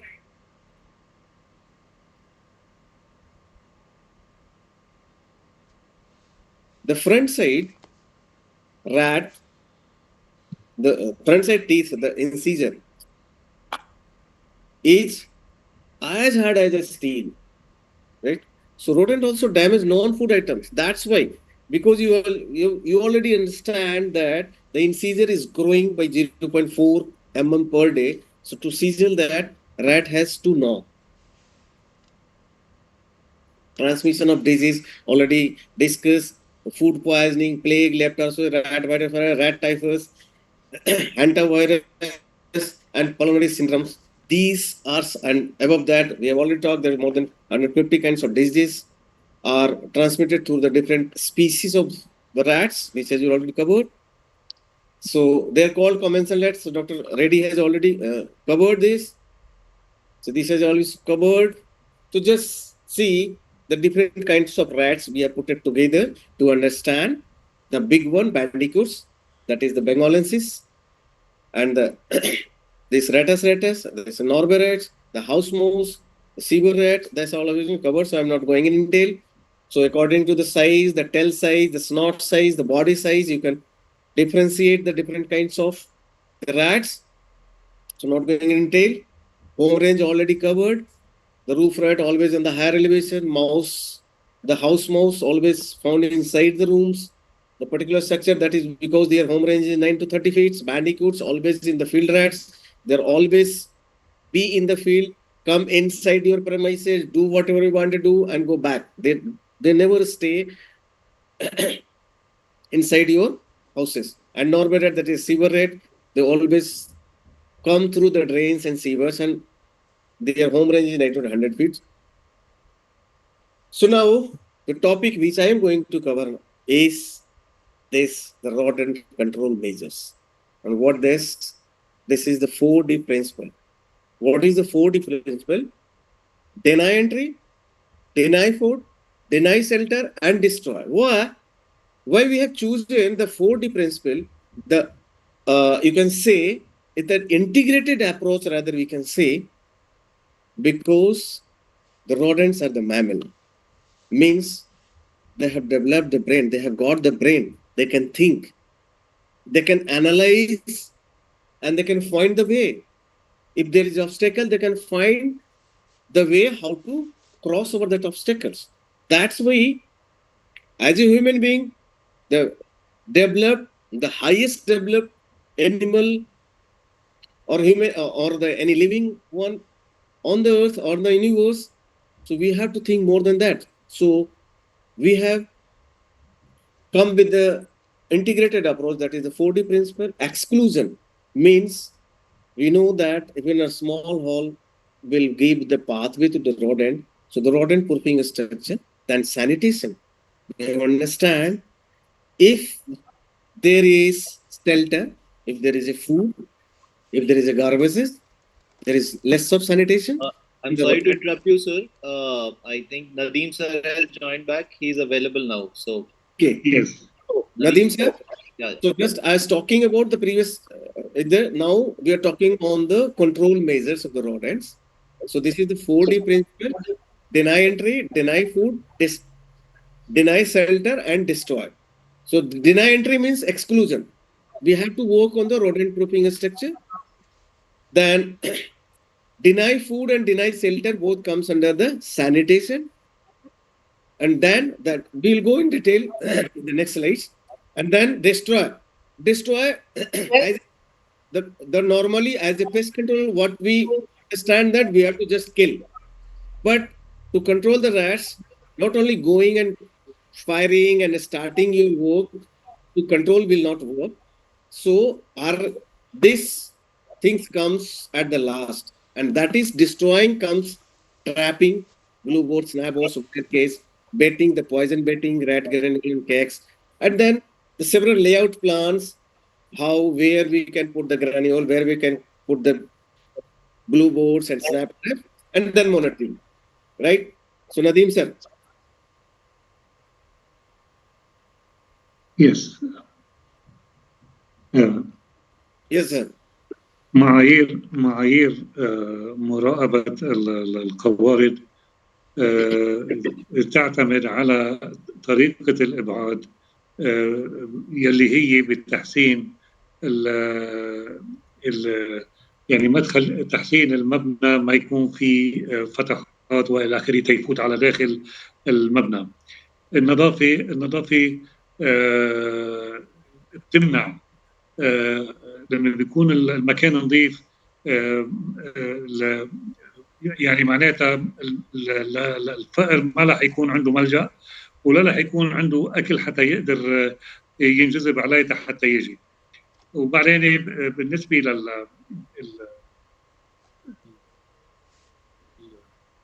ترابين اللي هي المصايد في عنا المصايد اللي تعتمد على البلو بورد، تعتمد على الاشياء اللي فيها دبء، والمصايد الخشبيه اللي نحن بنعرفها، وفي عندك المصايد اللي هي الاقفاص الحديديه. كمان عندنا عمليه الطعوم، طعوم اما فينا نحط جرانيول، فينا نحط شغلات تانية كمان اللي هو الكيك. وطبعا نحن بحاجه انه نعمل لاي اوت بلان، يعني خريطه موجوده عليها شو اسمه، عليها انه اماكن تواجد المصايد والطعوم والى اخره، وكمان نحن بطريقه المراقبه والى اخره. Okay, so just the first point which I have covered, that the exclusion means deny entry and exclusions works start with the rodent proofing measures, means sealing all the points greater than 5 mm, keeping all the food items in single container, maintain proper sanitation and hygiene. So there should be no any place for the hiding for the rodents. Proper storage practice. If you are working in the warehouses, in the godowns, there the storage practices. Commodities should be stacks on the stacking system. There should be gap between the two stacks, at least 18 inches from the wall, and between the stacks to stacks, also about 8 to 12 inches, right? So treat and seal. If the burrows are there, then burrows should be treated with the medicine, with the chemicals, and it should be covered. We'll talk later on that. If there is any clutter and the grasses and the plants coming and touching the houses or the building, it should be cutted and clean. Any bushes, any tree branches touching the roof or walls, it should be cutted, it should be pruned. For waste management should be there. There is no waste accumulate and store around the building, and any vents, any windows is broken and in the gap is there, it should be replaced or repaired. Yes, sir. Nadeem, sir. Yes. المعايير اللي هي تمنع القوارض أنها تدخل، لازم كل المداخل، نقاط المداخل والأخيرة تكون معزولة كليا، وما يكون أكثر من 5 ملم جاب بينه، يعني فاصل بينه وبين الأرض والباب أو من الشباك ودرفة الشباك بهالشكل هذا يعني.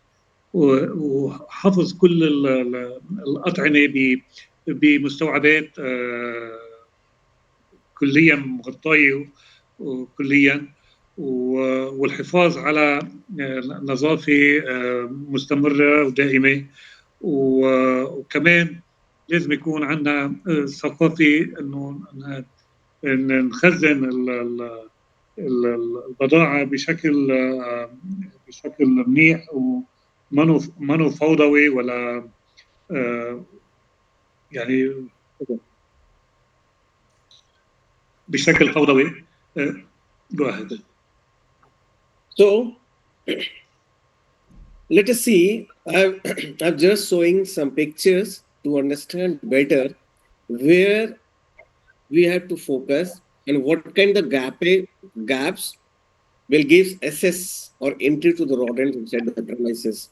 As the picture is very, that the shutters, there is a gap in shutters, there is a wiring cables going to the shutters. If there is some gap, the gates, and there is a below the gaps, the light is coming in the second picture. So this is the gap through which the rodents can enter. Then the wire and cables entering the building, the holes and extra gaps are not covered. That is the pathway to the rodents. Open false ceiling. If there is a factory and the pipelines are coming outside and there is a gap, this can be the entry for the rodents. Yes, sir. الصور هودي عم بتفرجينا على شيء اللي حكيناه من قبل، انه التدابير الوقائيه اللي لازم ناخذها مشان نمنع القوارض. انه مثلا المسافه بين الارض والابواب وهالفوضى هيدي كلها سوا ما تكون موجوده، الفتحات والشقوق ما تكون موجوده، اي مداخل ما يكون هي فراغات حتى تقدر تدخل منها الفار. Please go ahead. Yes. So again, this is the same. Again, the more pictorial pictures and photographs I'm sharing to where to focus for the proofing as a denied entry. So proofing measures, and that will be, and the proofing, about the proofing measures will be covered more in detail with some advanced technology to prove this by Mr. Pai in the next session. So I'm just showing the pictures. These are the gaps.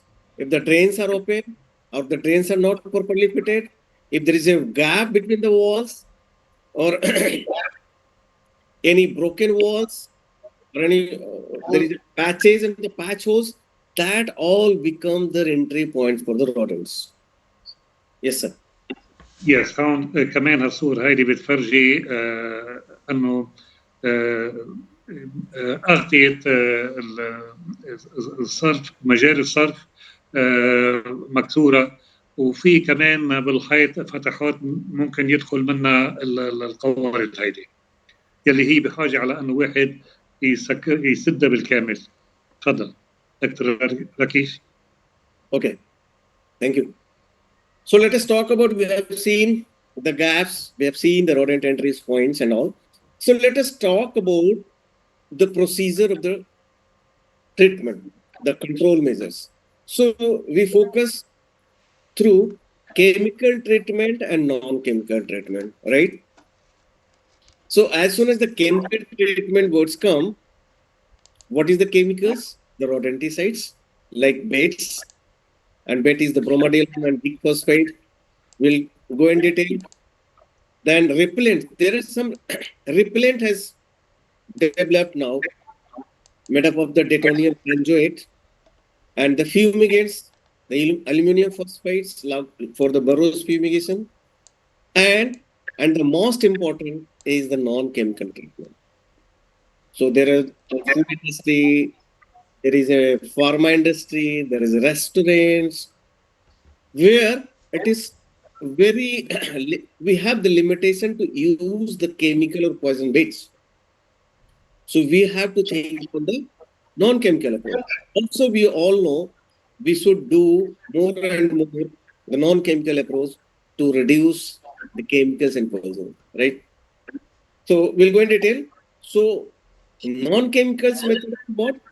Non-chemicals methods are a starts from the proving measures, sanitations, preventive measures, hygiene practices, and the last is the art tools like glue traps, rat case, rat traps, and there are so many monitoring devices also and advanced monitoring devices also, which will be covered in the later sessions by Mr. Stelsons. So, yes, sir. طرق انواع المعالجه، هنالك المعالجه الكيميائيه يلي اللي هو معني فيها بالامر تشكيل المناطق الخارجيه للمنزل او لاي مجمع تجاري او الى اخره، او حقل زراعي، يلي بقيه الطرق ما عم بتكون فعاله لحشي هذا. ان كان عن طريق السموم، استعمال طعوم ذكر البرموديولين والزنك والفوسفايد والى اخره، وكمان بيستعمل طارد للفئران، وكمان الفيوميجيشن اللي هو التدخين يعني او تعفير بالشكل هذا. وفي عندنا كمان العلاج الغير كيميائي، والمعني بالامر هون اكثر شيء المناطق الاماكن الحساسه مثل داخل البيوت، مصانع الاكل، مستودعات الاكل، وغير وما شابه ذلك من الواحد، يلي فيها في بعض متطلبات بتحظر استعمال فيها اشياء كيميكال. الطرق المطبقه هي طبعا تحسين الاجراءات، تحسين اجراءات الحصول هالشيء هذا من خلال الحفاظ على النظافه، وباستعمال جلو تراب اللواصق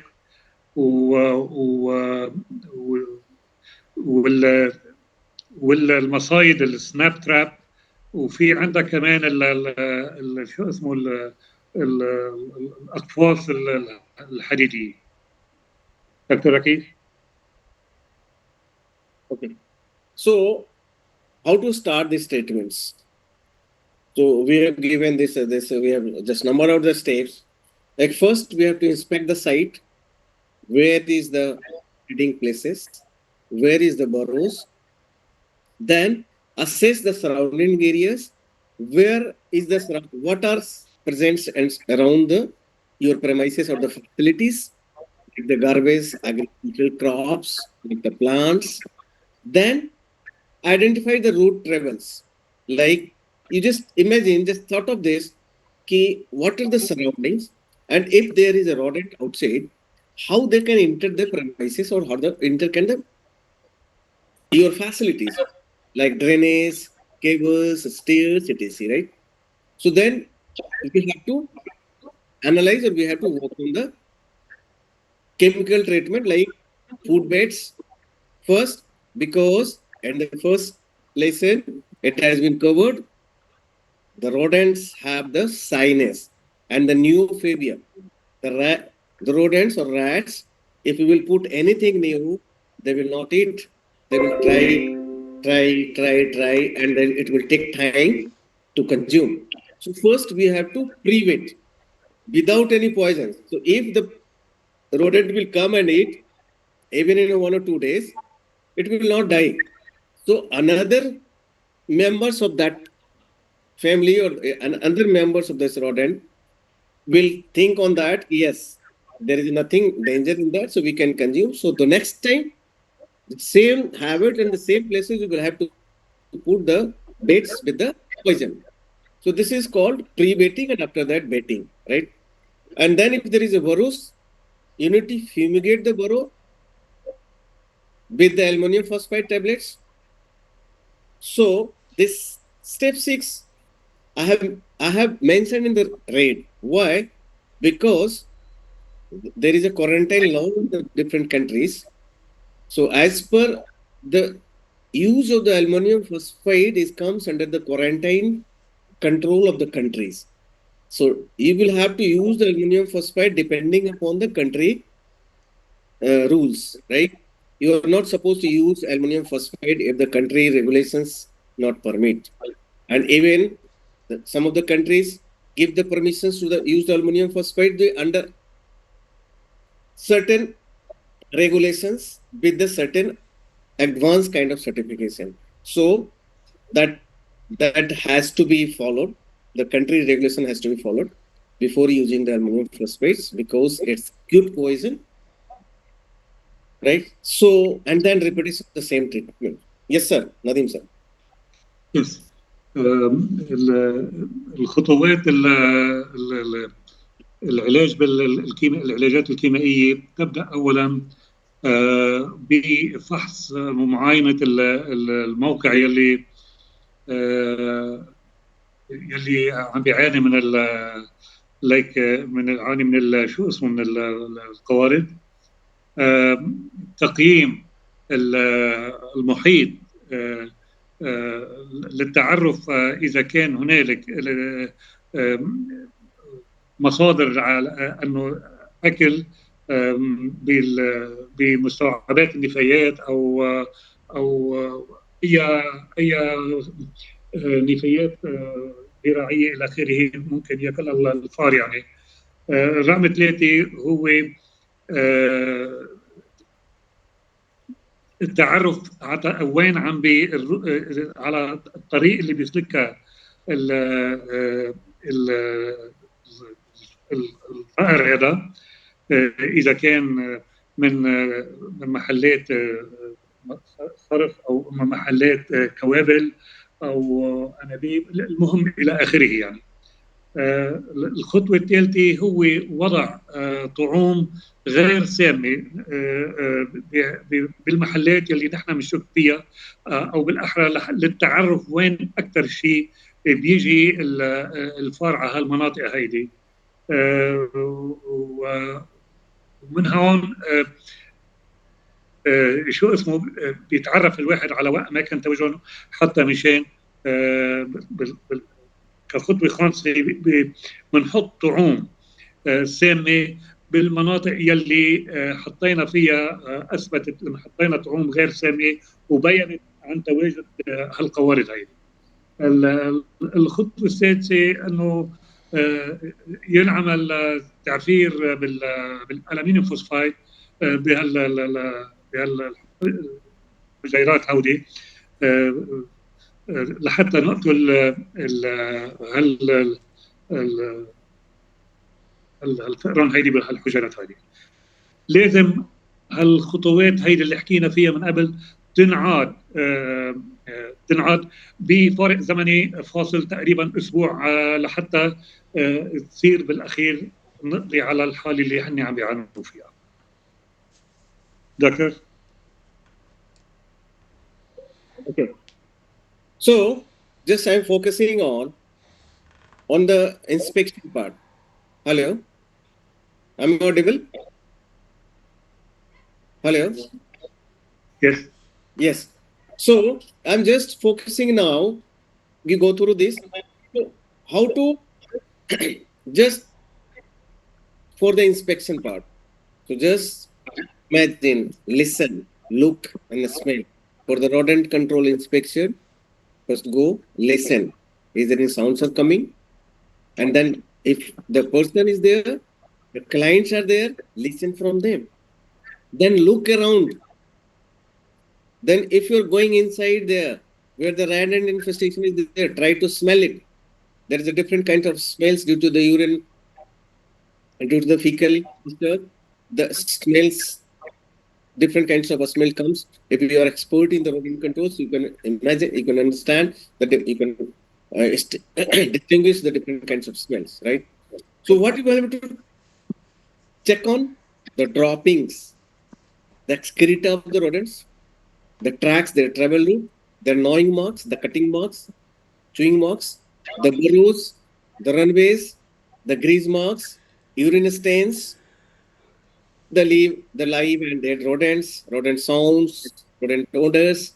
So this is all about when you're going to the inspection, we'll have to focus on this, right? We'll go in detail. So not much in that. We'll go, there is the, right. So Nadeem sir? Yes. نحن كيف نقدر نأثر على الإصابة بالوقت اللي نحن بنكون عم نعمل معاينة. طبعا المثلث تبعون الشغله هيدي انه نسمع نطلع ونشم. شو اسمه اللي شيء بيخلينا نعرف انه في اصابه هو اللي بيخرج من شو اسمه الفأر، المسار اللي بياخده اذا كان في من اشارات لقدم، يعني شيء فار عم معاه عاضد كيبل، عاضد اي شيء موجود بالواحد، اذا كان في جحور، اذا كان المسارات تبعونا اي مؤشرات لشحوم والى اخره. كمان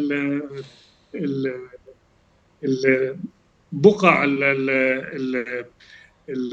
التبول الواحد الفئران هيدي كمان، اما وجود فار حي او ميت بالمحل، صوت الفار، واما ريحه الفير.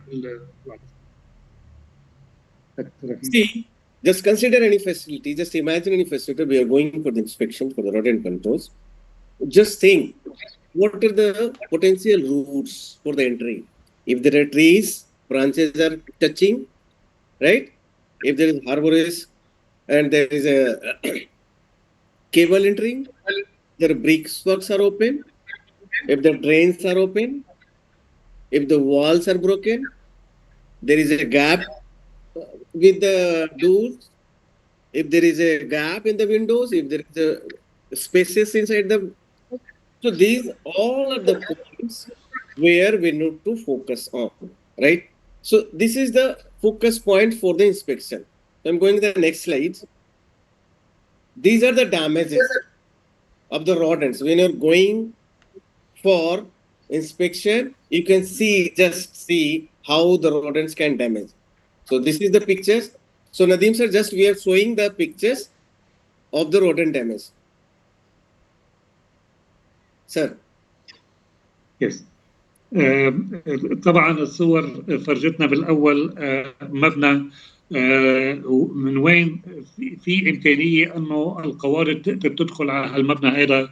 ممكن يكون من خلال شباك مفتوح او مفتوح كليا او جزئيا او شيء بسيط من باب من مزاريب مي تطلع على الروف، من شجر ضارب بالمبنى بيطلع على المبنى، من الشجره وبيروح على المبنى الى اخره من هالشغلات هيدي. طبعا في صور شافت عم بتفرجينا كمان الدمج اما كان بالفواكه او بالخضار او بالمأكولات بالبيض الى اخره.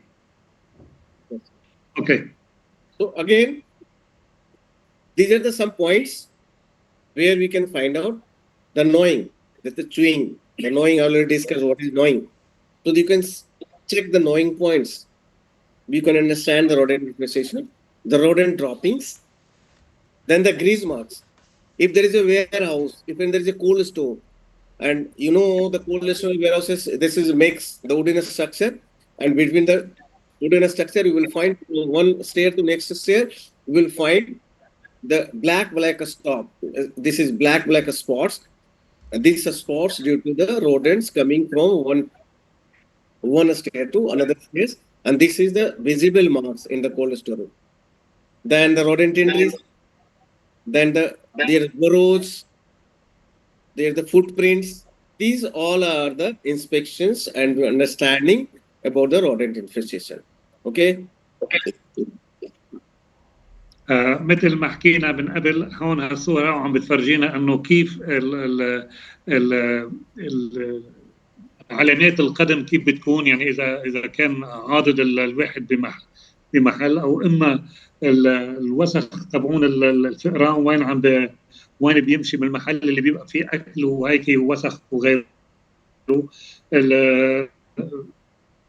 وين اثار قدم الفأر كيف ماشي، والمسارات تبع اللي بيسلكها الفيران صار محل ما بيروحوا بيجوا صار معلمي كأنه طريق، والجحور تبع اوكي. So this is again. اشرح فيه كمان. Yeah. So this is showing the rat burrows. This is the rat burrows showing, and the gnawing. See how the rats are just harboring inside the electric panel and they're chewing the electric wires and cables, right? So, yes, sir. Yes. الصور هودي بتفرجينا جحر للفار، وكيف الفار بلوحة كهربائية كيف هو قاعد حديث الكوابل يلي ممكن يسبب فيها أضرار كتير كبيرة. Okay. The points where you can look on the rodent infestation, where you can see how the rodents can enter, the rodent burrows already covered, the garbages, then your open drains. Sir. هاي الصورة مفرجتنا كمان جحر للفار، وكمان محل القمامة موجودة، بيتواجد فيه محل ما بيتواجد القمامة بيتواجد فيها الفار، وكمان محلات الصرف المفتوحة بيجي منها فار كمان. Okay. This again, electric cables, the agricultural fields, and the water source. It is very important. if there is a water source around the facility, the rodents will come that places for consuming the water. Yes. مثل كمان ما ذكرنا الصور هودي بتفرجي انه كمان عند كوابل الكهرباء بحقل الزراعي شو عامل الفار، وكمان تواجده باماكن اللي بيتواجد فيها مي. Okay. Again, these are the not going in detail. These self-personality are the pictures saying entry points, grease marks, food sources already discussed, and the structure around the building. These all are the herbaceous points for the rodents. So I'm going to the next slides. The breeding places, the unwanted materials, hiding places like false ceiling, breeding places, also the electric conduits, right? So nothing. Yes. Yes. الصور فرجتنا محلات اللي بتصير فيها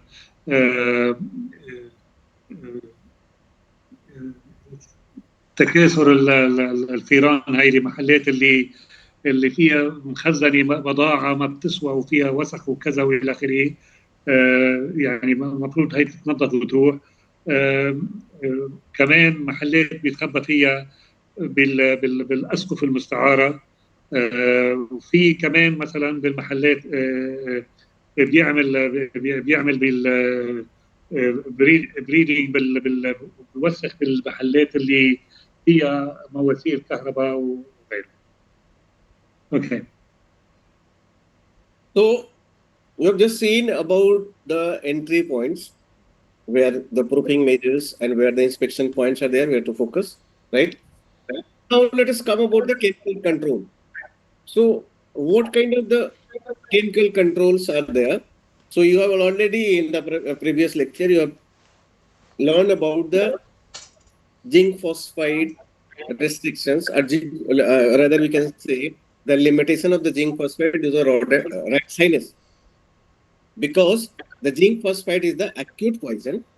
So if any rodents die, become dead by consuming the zinc phosphides, another of the family members, another of the rodents will not consume it. That is called the rat sinus, because they understand that due to consuming this, he is no more. So rather, to avoid all these things, so the masses goes to all the rodent population. So to avoid that, the new generation molecules have been developed, and that are the anticoagulant rodenticide. Anticoagulant rodenticide, we'll speak more about the anticoagulant. So these are attracted to rats. It is target specific, means only made for the rodents, not other like birds and other animals cannot eat it, cannot consume this. And this is slow acting poison, which is the beauty of this product. No resistance and easy to detect and dispose of. Why it is easy to detect and dispose of? We'll speak more on that.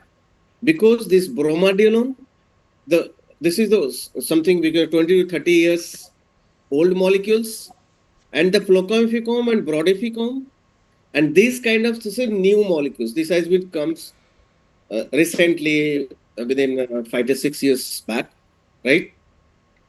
So these molecules are anticoagulant. Anticoagulant means they work if the rodents consume this, the poison work, and it takes time to more than 2 to 3 days.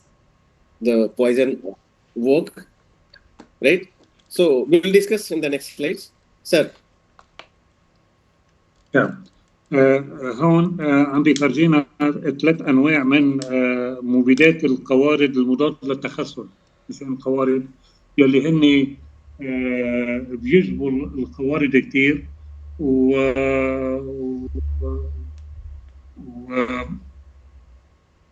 وهن وفي منهم مفعول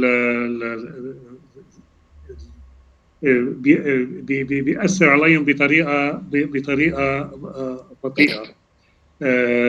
وحط 3 أنواع مذكورة قدام منكم. Okay. Yes, sir. Okay. So now we will go in detail with this. So the first is the bromodyolone. This is the bromodyolone. This is fluorochemical, the bromodyolone. These are new molecules. So the bromodyolone, these are all the anticoagulants. So what is anticoagulant? I'll discuss first. Anticoagulants mean any molecules which do not allow the coagulation of your blood. So if there is a scratch mark on your skin, the blood comes after some time, you will find there is a clotting of the blood and blood stops. So this is called coagulation. And anticoagulation means if anything going wrong inside the body, and if there is a scratch, and if there is a blood coming out of the skin or out of the body or out of the veins, it will not be clotting. It will destroy the whole the circulation system. That is called the anticoagulant, right? So if whether it is bromodyolone or fluorochemical and all the new molecules, if the rodent consume this, when the poison action start working, their blood flows without control, right? So there is some coagulant agent in the body of the mammals, like in human bowel, there is a prothrombin, and prothrogin is the coagulant agent, which nullify by this bromodyolone or this anticoagulant molecules, and the blood circulate without control, very fast. So internal organs or the where the veins or the arteries have the very small outer protection. So this rupture and the blood spread. So the blood circulation system disturbed, and through the blood oxygen circulate in our body. So the each and every cells of the body require the oxygens. And by doing this, if the bromodyolone or this anticoagulant consume, the blood ruptures, oxygen supply stops. So the rodents will look for the more and more air, and they will go in the more and more air kind of places where the sufficient air is there. And after some time, it will die because there is no oxygen circulation to the cells. So this is how it works, right? The bromodyolone. That is anticoagulant agent. So next is the zinc phosphate. Zinc phosphate is the acute poison, stomach poison. It releases the phosphine gas and it stop the nervous system. It stop producing the energy in the cells and it die. Ammonium phosphate, again, it's the acute poison. Very acute poison. It's a gaseous form. And it is a respiratory poison. It immediately kill everything. Not only rodent, anyone around that gases have no chances to survive. So aluminum phosphate, that's why in my previous slides, it was written in the red, because to use and handle the aluminum phosphate, you need a specialized skill, right? Then again, now we have some rat repellent. That is the detonium benzoate. It's a very, very bitter substance and only 1% of usage. It gives shocks if you spray the detonium benzoate on the wires and cables and the travel routes of the rodents. When the rodents will go, and if there is a spray of this detonium benzoate, it will get shocked. Means it will find very very bitter, and it will move away from there. So this is what we have available in the chemical range of the rodent control. Sir, Nadeem sir. Yes. Can I ask a question before I translate? The Yes. last one, does it kill the rat or No. or just make? Yes, sir. It do not does not kill. It is not a poison. It's just a shocking agent. It's a bitter, like you can consuming Okay. lot of chilies together. That kind of thing is there. We are using it here, but anyway, the manufacturer told me it will kill, but I'm sure it doesn't kill. No, it is repellent. It is not killing. Okay, this table show هذا التيبل على الجدول هذا بيفرجينا طريقة عمل المبيد القوارض هذا أنواع المبيدات، التركيبة تبعهم، كيف بيشتغل. في شيء بيشتغل على المعدة، في شيء بيشتغل على الجهاز التنفسي إلى آخره، وطريقة عمله بيعمل في منه بيعمل نقص بالفيتامين، في شيء بيعمل تجلط دموي بالواحد إلى آخره، وفي شيء بيأثر على الجهاز التنفسي تبعونه، وفي شيء بيعمل له نوع من الحساسية إلى آخره. هذا كل شيء باختصار. Okay. Okay. So now come to the non-chemical treatment. So again, there's the same thing. We have to inspect the premises, to check the entry points, to check the breeding sources, to check the food sources, and then we have to prepare a layout plan, right? This is the entry points. These are the outer areas. So this kind of the layout plan we need to prepare. Then we have to decide where we will put the poison bait, where we will put the trash and all. So the next slides we will have these maps and all, and then the monitoring and the repetition of the treatment, and then we have to review the infestation and the periodical assessment after every gap, and periodical assessment and preparing the reports, and then again we have to check the preventive measures. If and again it is open, the preventive measure, then again we have to work on that. So this is the way we will go for the non-chemical treatments. We have discussed the chemical treatment. Now we are discussing the non-chemical treatment without using any poison. Nadeem sir. Okay. الطرق العلاج بالغير الطرق الكيميائية، الخطوة الأولى أنه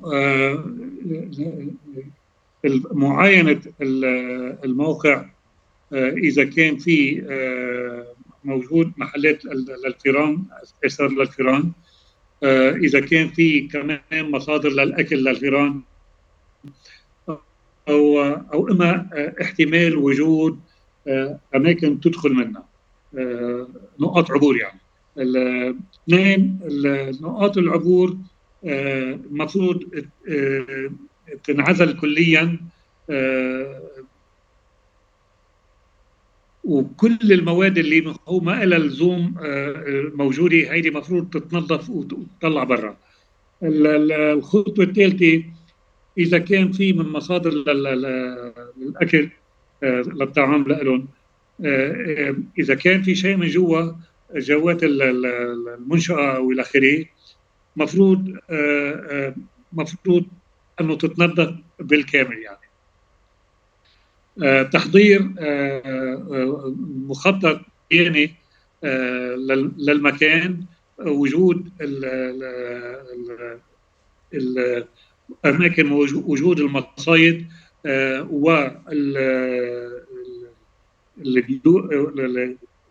المصايد كمان اللي هي بتتكل على الصمغ، بلو بورد بيقولوا له. المهم كمان مراقبة وشو اسمه تموضع شو اسمه شايل القوارض اللي وقعت بالفخاخ هيدي بطريقة يومية، وخصوصا بالمناطق الحساسة. إعادة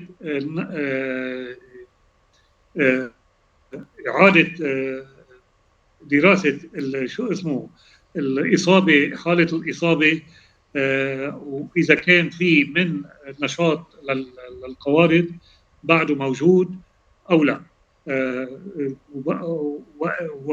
وثم إعادة تموضع اللي حطيناهم نحن. الحفاظ على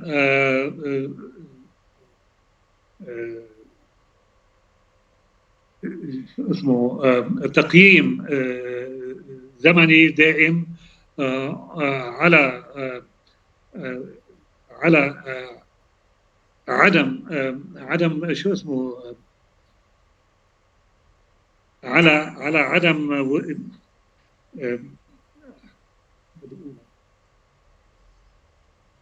يعني على عدم وجود على طرق الحماية لغاية الحصول على النتيجة اللي نحن بنحبها. Okay. So these are some tools for the non-chemical treatment. These are the traditional tool. You can say you're using so many times the glue traps, the rat cages.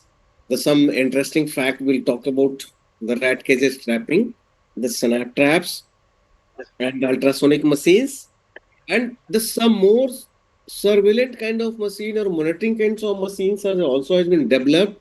The AI-based technology has been come. I'm not putting in this because there is a space. There is a advanced session for this and all in the next classes. So with this picture, I don't think it's much to explain. Nadim sir? Yes. شو اسمه الادوات تبع العلاجات الغير كيميائيه، شايفين مثلا المصايد يلي فيها صمغ، هاي على جهه الشمال. عندك الاقفاص اللي موجوده الحديديه يعني، وفي عندك المصايد الخشبيه يلي فيها حديد بتطبق على الفاره، وفي عندك الأجهزة اللي بتشتغل بالموجات الفوق الصوتيه، وكمان هذا كل شيء يعني. Okay. So just discuss more about that. The glue traps. It is nothing. It's a glue-based traps. And as you know, the rodents travel or run along the wall because the rats are thigmotactics. Means they want the touching sensations. They always travel when there is a touching sensation, like the walls. So they always travel through the walls. We'll have to put the glue traps along the wall while going from one place to another place.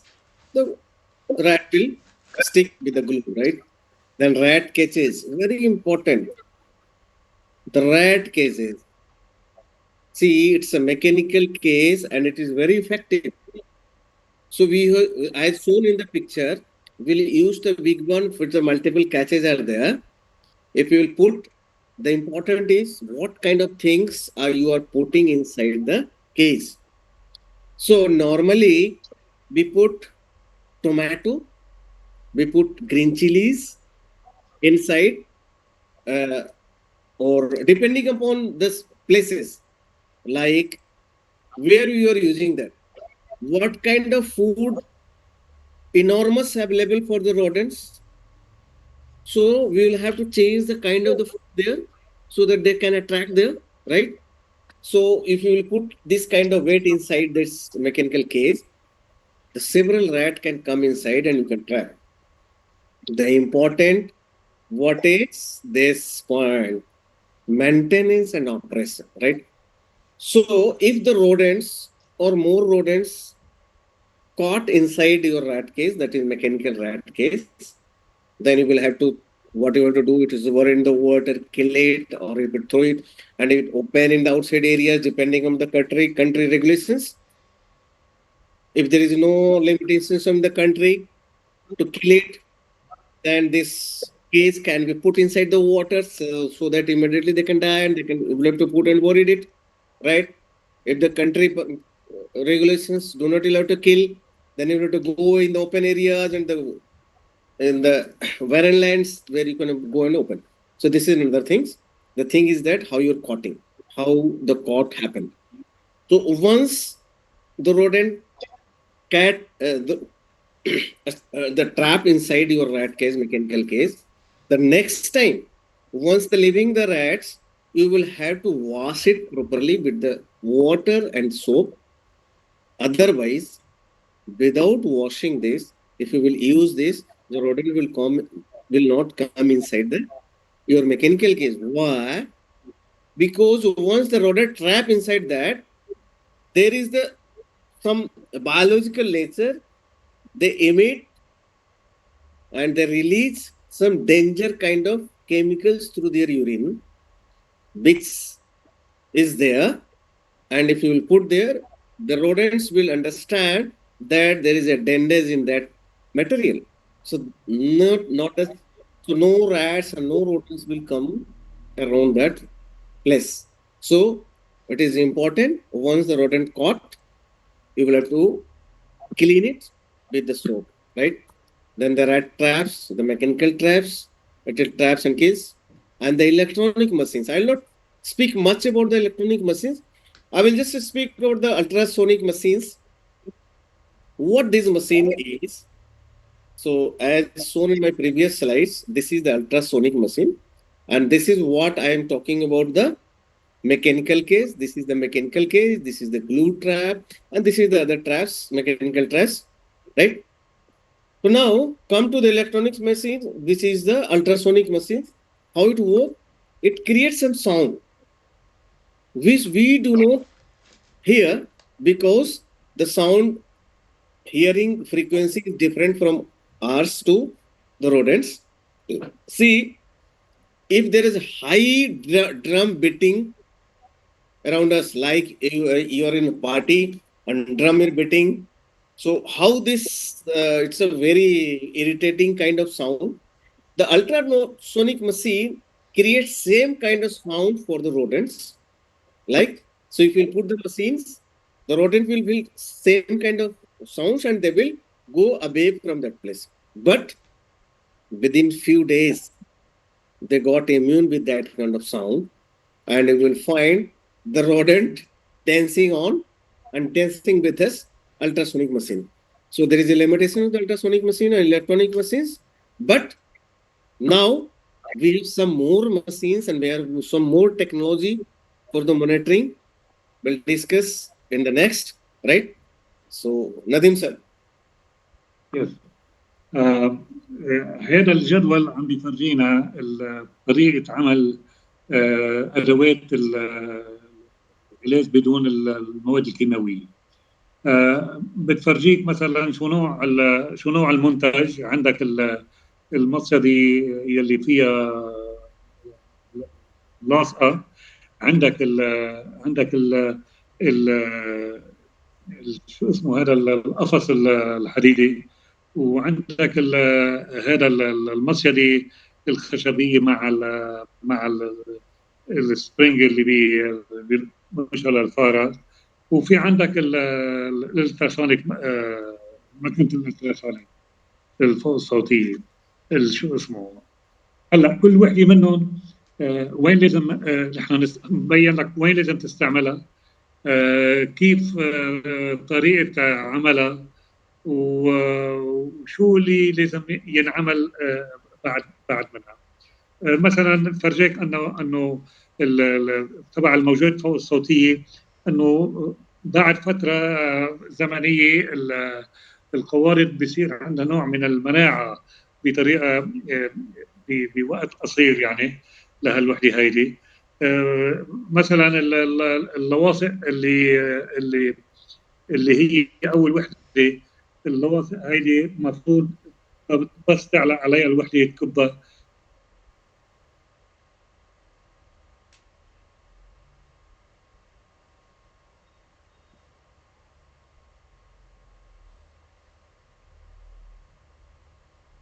وبعدين بتنظفها بالاخره. وبالنسبه هيدي المصيده الثانيه الخشبيه، هيدي كمان نفس الشيء، بترجع بتنظفها. So just to have some, I'm just approaching to covering my topic towards few slides left. So now if you talk about the food safety standards, there are several food safety standards, audits, according to which we have to do the rodent control. FSI, it's particularly for the India, Food Safety Authority of India, but HACCP, hazard analysis critical points, right? This is followed along the world. AIV, American Institute of Baking, followed along the globe. BRC along the globe, FMSC along the globe, GFSI along the globe. So these are the audits. I have mentioned few. In the food industry, there's a lot of audits are there. So why I'm highlighting these? These are the audits. If you're working for the pest control, if you're doing your pest control in the food industry and any establishment facilities where the food are handled, so these kind of audit norms are there. So as we go with this SSCP going down, AIV going down, BRC going down, FSMS, GFSI. So as you go down, the use of chemical is restricted and use of non-chemicals method is prominent. So that's why we have highlighted the non-chemical methods also. Because when we are doing with the food, we don't want use of any kind of, we don't want any kind of poison, any kind of cross contamination with the poisons, right? So just to understand the food safety standards, I have highlighted this. Next. Nadim sir. Yes. الإجراءات الرقابة ومعايير سلامة الغذاء. طبعا هذا عم بيفرجيك الانترناشونال المعايير العالميه لهالوحده هيدي كلها سوا، من ابتداء من ال FSSAI، هيدي كلها سوا، ما في داعي نترجمها كلها سوا بالكامل يعني، بس عم بفرجيك شو هي المعايير السلامه، اجراءات الرقابه، المعايير العالميه لسلامه الغذاء، يلي هي تختص باجراءات الوقايه. Okay. So now in our previous slides we are discussing about the control measures. We have talked about the strategy, the layout plans, right? Monitoring layouts. So this base picture diagram, I wanted to show you how we can start with the layout plan of the rodent control. So we can just any establishment, we can divide it in 4 points, right? The outer one is called as the outer one is called of the first line of defense. It is mentioned 4 line of defense. The outer one where the yellow marks are there. So this is the outer one. This is the first line of defense. Second line of defense are the internal, the main plant building outer side. This is the blue color mark spores you're finding. This is the second line of defense. And the third line of defense are the entry points of any establishment, right? And the fourth line of defense are the inside where the vulnerable places are there, where your stores are there, your electric panels are there, your software main points are there. So these kind of the places divided in the 4. So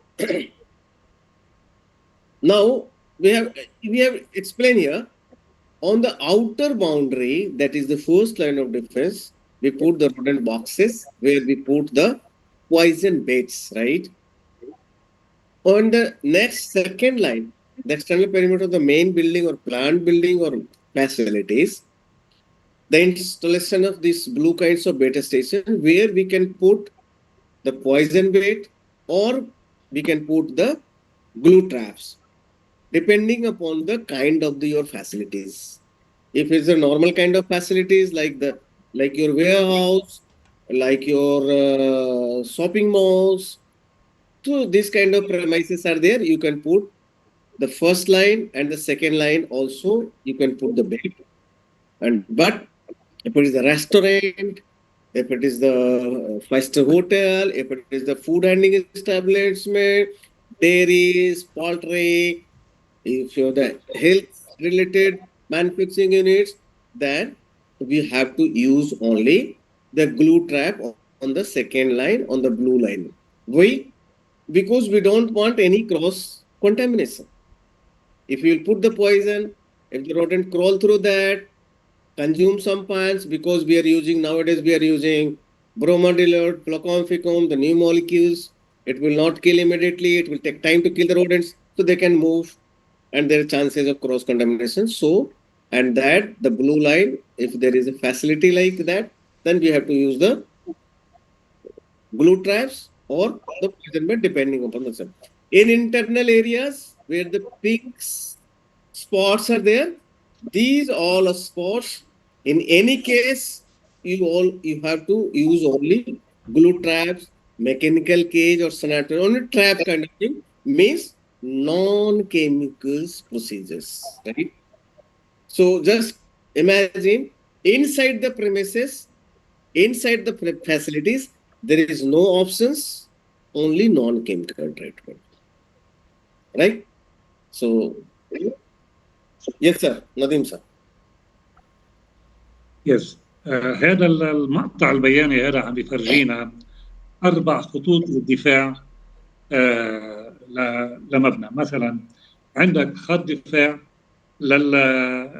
لمحيط الحائط السور من داخل الحائط من داخل سور المبنى. والخط الدفاع الثاني اللي هو من محيط الخارجي للمبنى للمبنى الرئيسي. الخط الثالث هو المحيط الداخلي للمبنى الرئيسي، ويلي والرابع هو داخل شو اسمه داخل الغرف، يلي بتفرجيك انه في فرق، انه فيك تستعمل بيت ستيشن بمحلات، بس بمحلات ما فيك تحط ابدا سموم بالخالص جوا. بتحط يعني كليا نون كيميكال بالكامل يعني. نعم. Yes. So again, the same picture is showing. The names are clearly. The outer one, the first line of defense. This is second line of defense, and this is the entry point. So the third line of defense, and inside the vulnerable place is the fourth line of defense. Right, sir?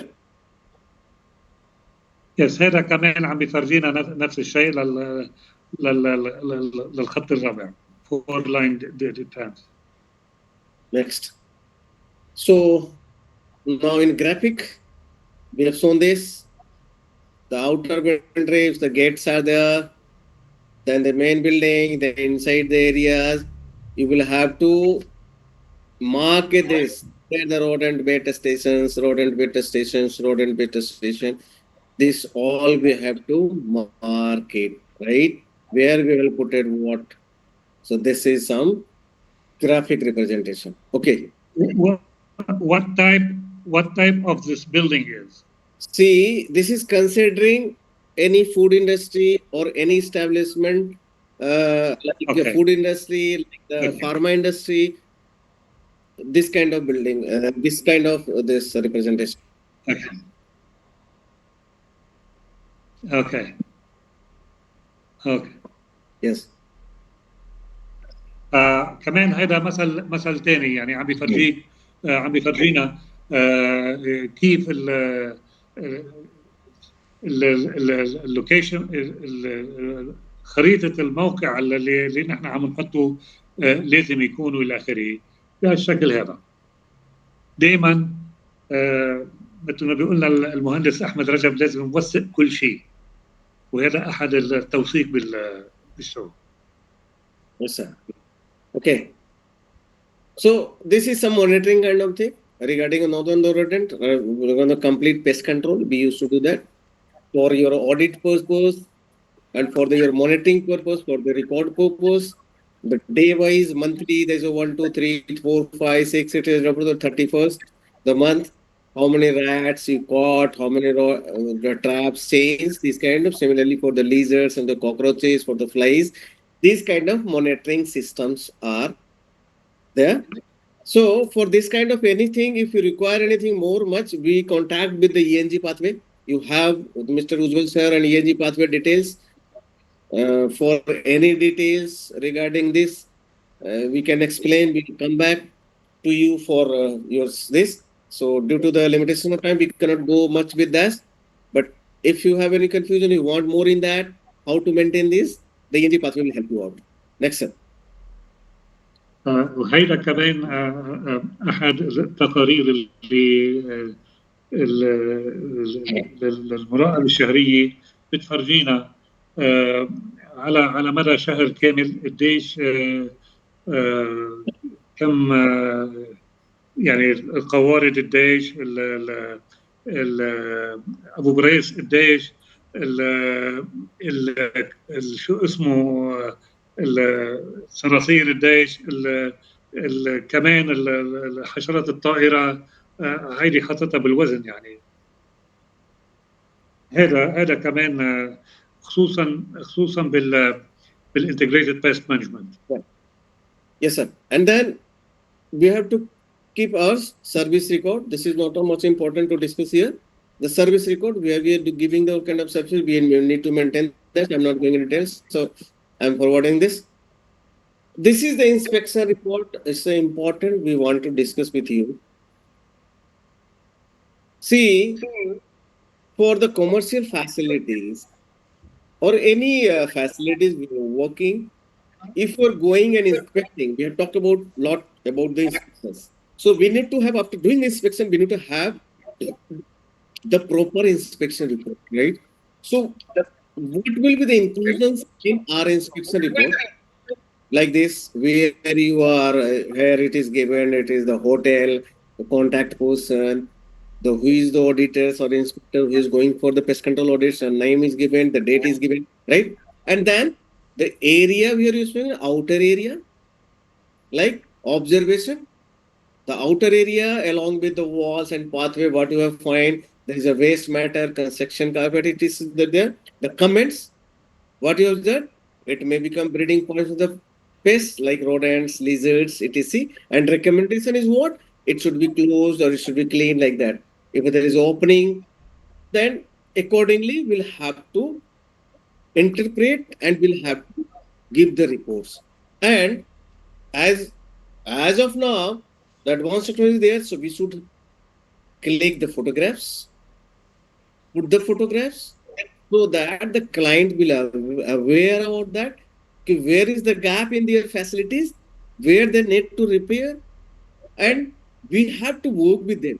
We have to work with their particular department, like in engineering department, like their state department, like their maintenance department.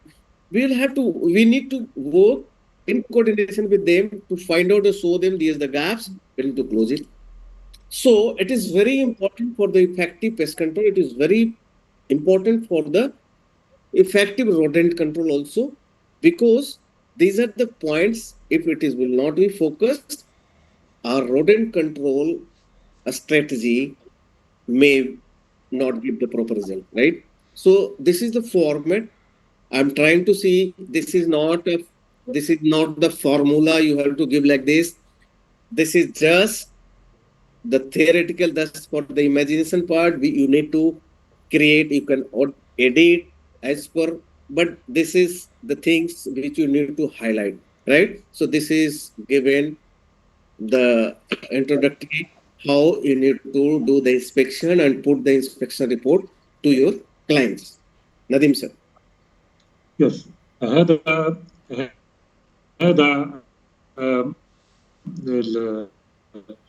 التقرير للمعاينة جدا مهم. المعاينة هي البداية وهي النهاية مثل ما بيقول المهندس أحمد. هذا الريبورت بيشمل فيه اسم المنشأة، الكلاينت، اسم الكلاينت إلى آخره، عنوانه وغيره،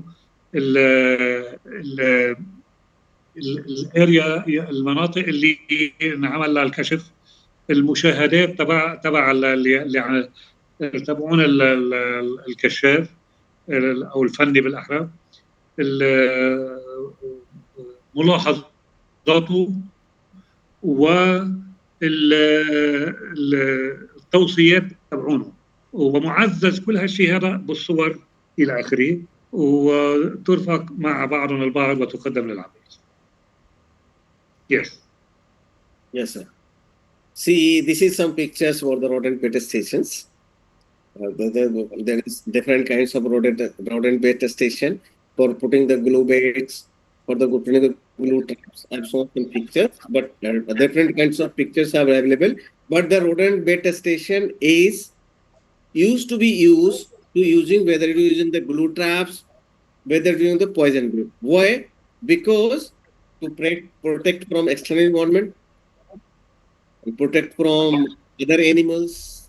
So you will have to work on the target animals also only. So we need to use these kind of different kinds of, depending on the situation, we need to use the rodent bait station. The pictures are just showing the availability of different kinds of rodent bait station. Nadim sir. يا هيدا كمان عم بيفرجونا المصايد وبعض الجلوبور. ف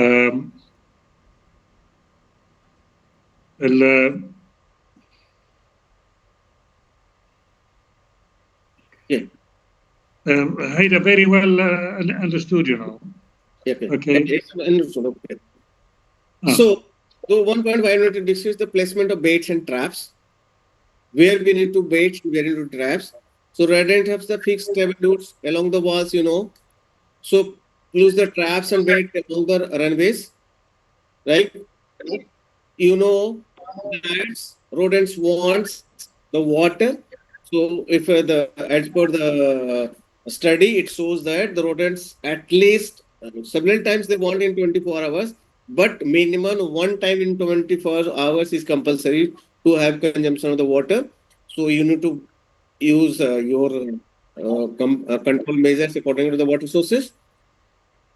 Like this should be keep in secure, like in baits, so that the other baits and other non-targeted animals should not be there, should not be targeted with that.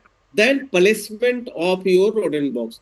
If it is the outer boundary, it should be at 80 to 100 feet. It is in the inner boundaries, that is in the second line of defense, it should be 40 to 50 feet. And inside the areas, if there is a gates or opening along the both side of the wall of the openings, and any vulnerable places where you want to put, you need to put the rodent box along with the glue traps, right? So this is what basically we have discussed in this slide, the placement of baits and traps. Okay, sir. Yes. هيدا أماكن وضع المصايد كلها سوا. عم بيقول لنا انه طبعا اكيد بدنا نحطها بالاماكن اللي بتسلكها القوارض، وبدنا نحمي الطعوم من انه المي ما يجي عليها حتى يفسدها او يطلع على برا تصير تشكل مشكله. وطبعا بدنا نحطهم بمحل آمن من الحيوانات او من اي حيوانات ما احنا معنا غير مستهدفه.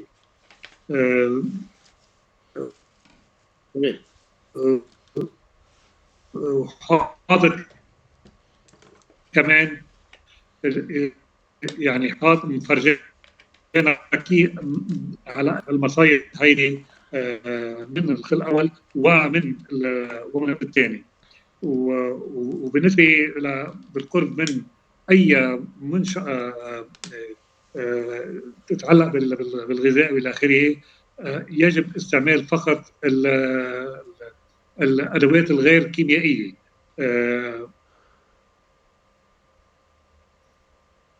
ومفروض نحن نحط كمان المصايد هيدي من عند على المداخل من الجهتين، من هالجهه ومن هالجهه، بهالشكل هذا. Okay. So now we are just on the conclusion part of this activity.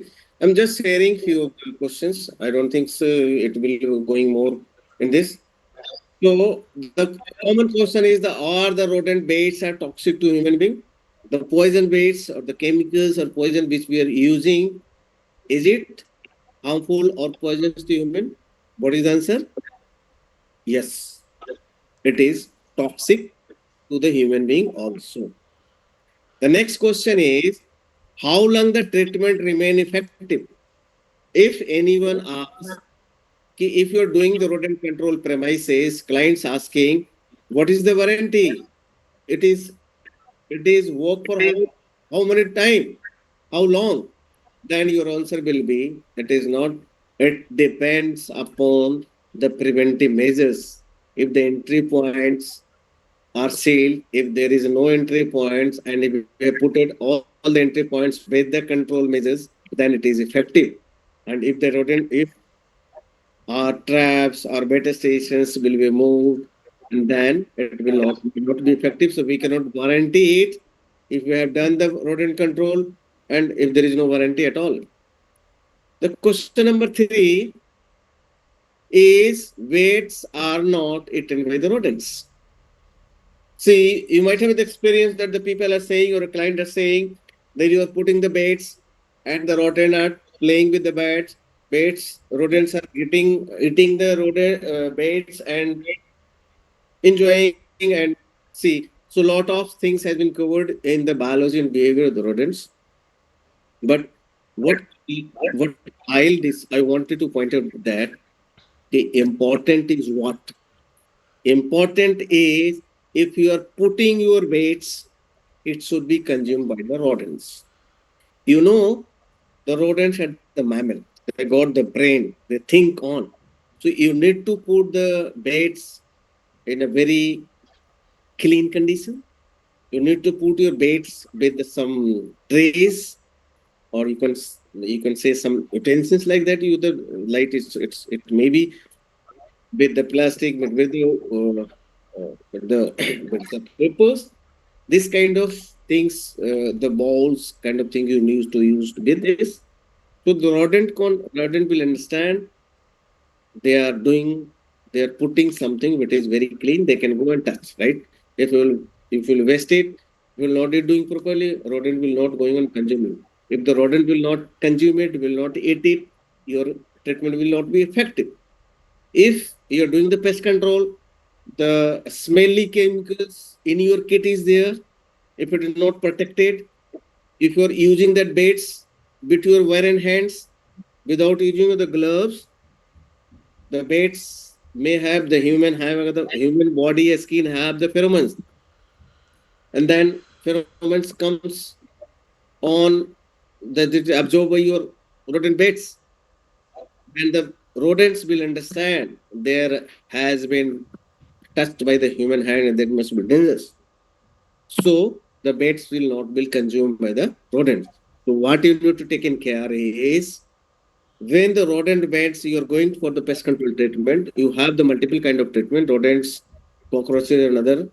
Then you need to keep, or anyway, you need to keep the rodent beds and rodent based medicines or trash, whatever it is, in the separate sealed condition. You need to use the fresh gloves while using the baits and traps, right? There should be no contamination with the smelly chemicals with the baits and traps, right? So this is what we need to take care of. So Nadeem sir. Yes. هنالك أسئلة تسأل من قبل العملاء، يعني هل الطعوم سامي للإنسان؟ نعم، الطعوم سامي للإنسان، تمنع الجسم من إعادة تدوير الفيتامين كي اللي هو مسؤول عن عدم حدوث تجلط للدم والى اخره. هل الحاله هذه ممكن اكتشافها بسرعه بتمنع وفاه الشخص اللي بيتعرض لهالشيء. السؤال الثاني انه لمدى قديش العلاج هذا بيبقى فعال؟ هذا طبعا الجواب انه بتضل العلاج بتضله فعال لغايه انه كل الاجراءات اللي موجوده خلص استحقت. اذا كان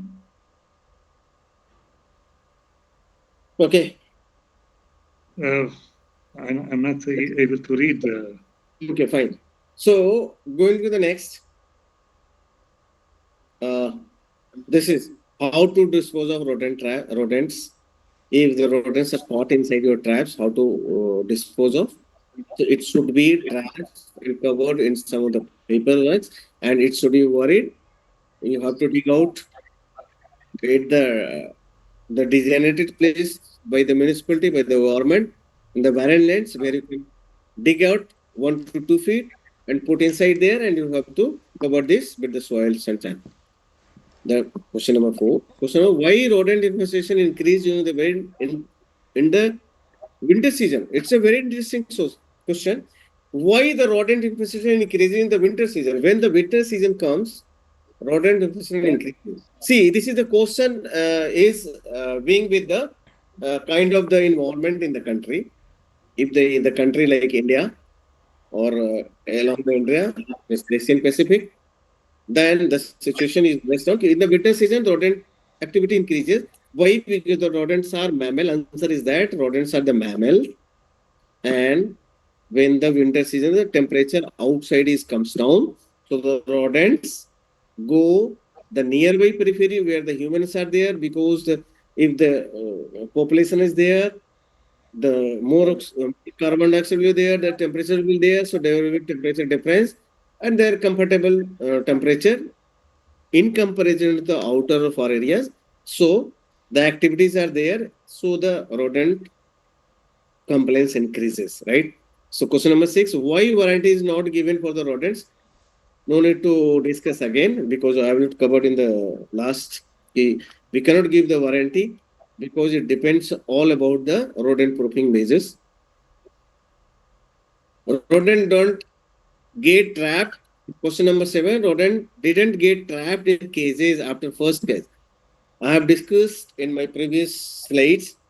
If you are using the mechanical case, once the rodent trapped by putting the tomato, green chilies, or the non-veg items, or the chocolates, or whatever the attracting item, depending upon the food availability at the premises or facilities. So if after one catch there is no catch, so what is the reason? You need to wash the rodent case. Why? Because rodent put the dangers, pheromones, chemicals, and the other rodents understand there is a danger, so they don't come there. So if you will properly wash it, then there will be nothing like that. So the rodent will come. So if there is no catch after first catch, the reason is only you need to wash it properly. Answer is clear. Nadim sir. Yeah.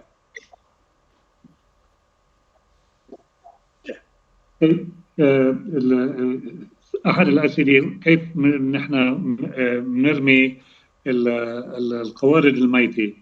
طبعا القوارض الميتة لازم تخضع لإجراء معين، أنه الواحد لازم يلبس كفوف يحطها بقلب بلاستيك ودفنها بمحلات تمر أو إما بمحلات مخصصة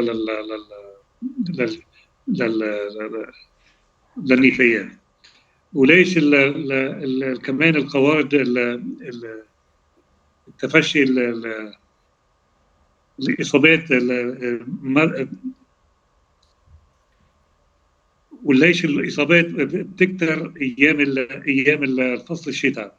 لأنه فصل الشتاء بسبب الحرارة خارج الأماكن تبقى متدنية كثير. حسب هذا في كثير من البلدان القوارض هيدي بتروح على قلب المنشآت هيدي لحتى تحمي حالها من البرد. وليش كمان ما بنعطي ضمان لمعالجة الفئران؟ لأنه القوارض، لأنه هالإصابات هيدي تتعلق بالمحيط تبع بطبيعة المحيط وخاصيته. قد يتواجد أمور كثيرة هي بتسبب هالأشياء هيدي، ولهالسبب هذا ما تنعطل الورد. Okay. Okay. So just to do's and don'ts, nothing to more about that. What is do's? What means what you need to do? Check all the entry points. Put your where the breeding places, food sources you have to check. Guide the customer on proper sanitation and hygiene practices for the effective treatment. Keep the rodent data station lock and key. Take the rodent trap stations on daily basis. Dispose of any rodents traps. Maintain all the records as shown in the records. Don't mix any chemical pesticide with your baits. As I given in the example, you need to keep. If the poison bait will be spoiled by the chemicals, it will not be eaten by the rodents. Even the trap you are using, if the smells comes on the traps, this will the rodent will come on that during your transportation and the storage. Then don't use rodent bait inside the food processing area. It's very clear. Inside the food processing area, no chemical kind of thing should be used. Don't throw rodents, dead rodents in the open areas or any the municipality garbage boxes. Why? You don't know the rodents are died by consuming your poison or not. So we are not supposed to throw it in the municipality garbages. If it is dead by consuming the chemicals or by poison, if any animals or predators like cats, birds, it will go on that. The secondary poison may happen, and it is maybe disturbance to the ecosystem if unwanted animal will die. So we are not supposed to throw the dead rodents. The dead rodents only need to bury it, right? Don't apply rodent bait openly. Rodent bait should be applied only in the bait stations. If you will apply openly, non-target animal may be try and consume it. So we should be careful. Don't throw rodent bait in false ceiling. Rodent bait should not be used inside the false ceiling or inside the premises. Why? Because the rodent will eat and maybe die, and there will be a smell problem. So this is what it is. Nadeem sir. Yes. Do's and don'ts.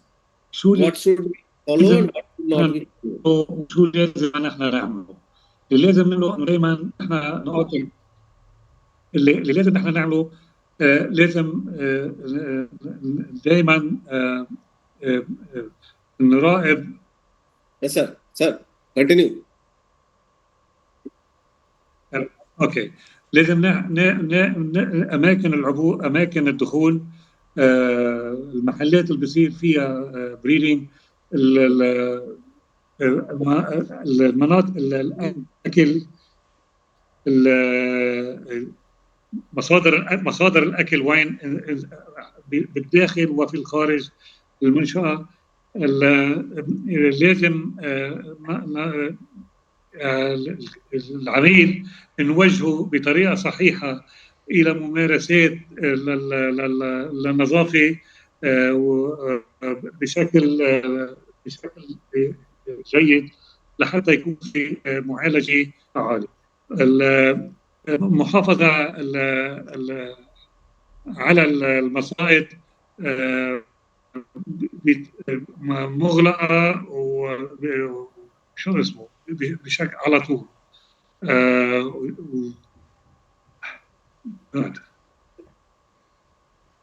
Okay. وعمل سجل. Okay.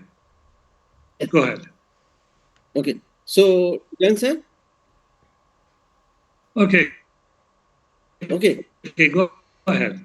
Yeah. So I'm now done with this. So I'm putting you all here.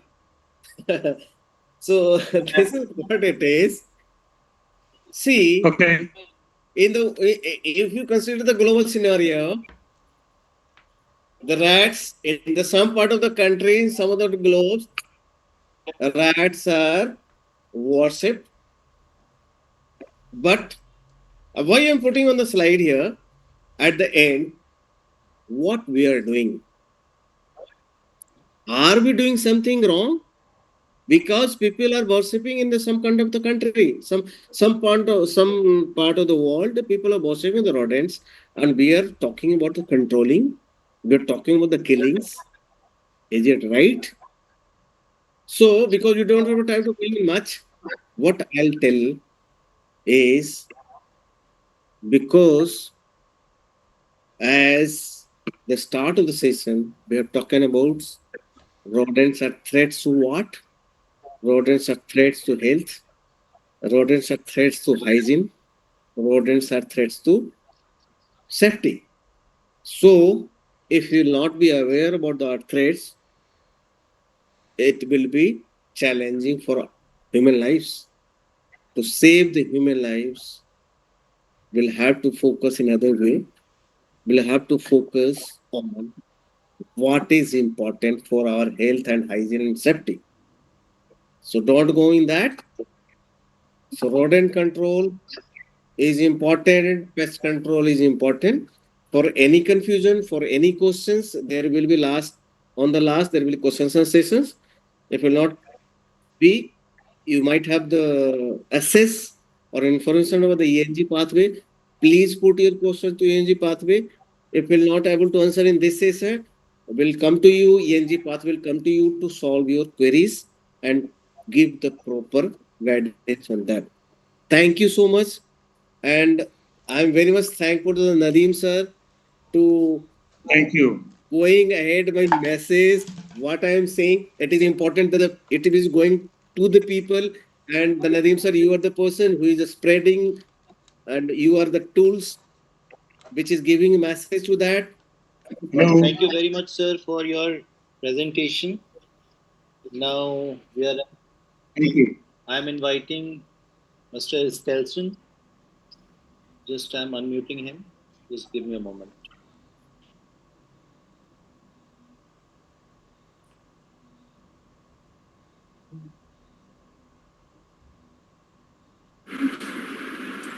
Hello. Sir, I hope you can hear me. Hello.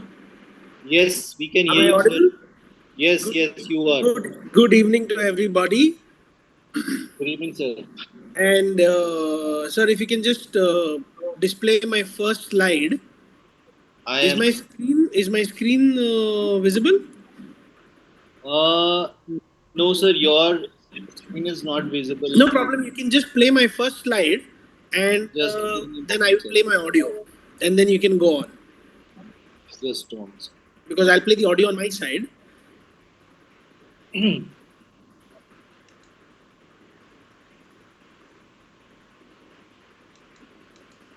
Okay, so I'm sharing the screen. Now, this is, I hope. Yes, and then you can go to the second one after the first one. Okay. Is it, sir? Okay. Great. Okay. Thank you. Good evening once again to everybody. And I will just go on and play my presentation. I hope you can get the better of it. Thank you. Thank you.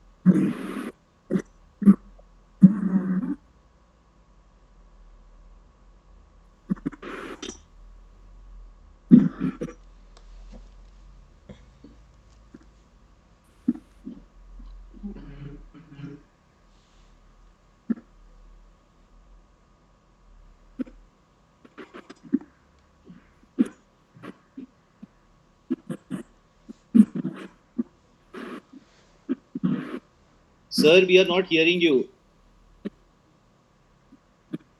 Okay, let me play it from my side, whether it is actually we are trying to. Just a moment.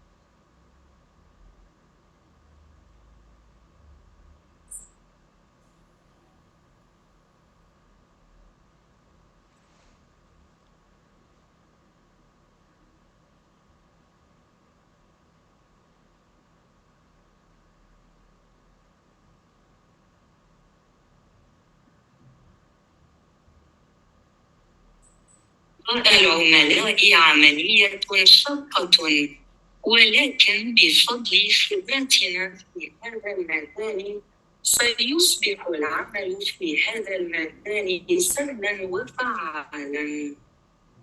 دعونا ندرك أنه لتحقيق فعالية وكفاءة في إدارة القوارض يجب مواكبة أحدث التوجهات العالمية، مثل استخدام أجهزة المراقبة وأجهزة الاستشعار المتطورة ودمجها مع أحدث التقنيات. على مدار 20 أو 30 عاماً الماضية أتقنا فن مكافحة الفئران باستخدام الطعوم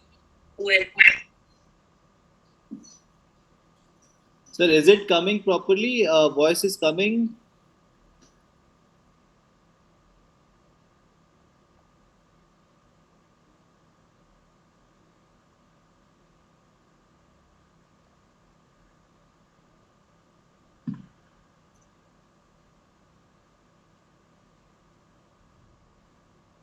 والآن تطورنا باستخدام أدوات تكنولوجية جديدة مما يجعل شهودنا أكثر موثوقية.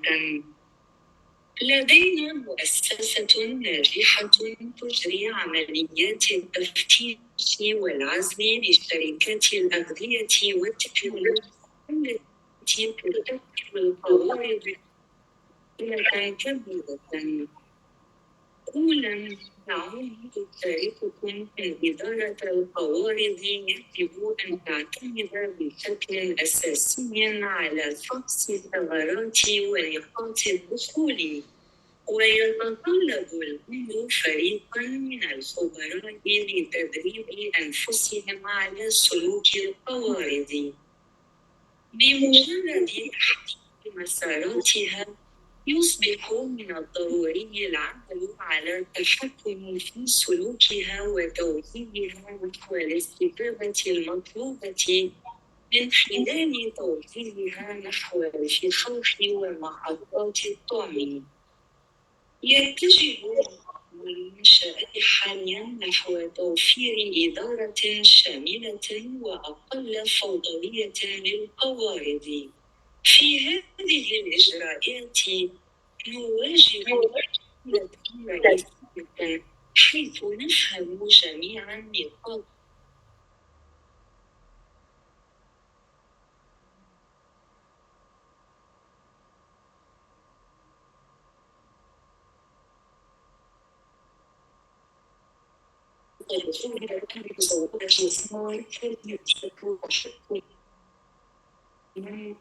جعلوا مستحيل على القوارض اختراق عملية الإغلاق. تتيح الأسبوعية مثل الطعوم من الكل الطبيعية إمكانية الحفاظ على أعداد الفئران تحت السيطرة، مما يعين وتوفير الفري وتحقيق سيطرة كاملة على القوارض.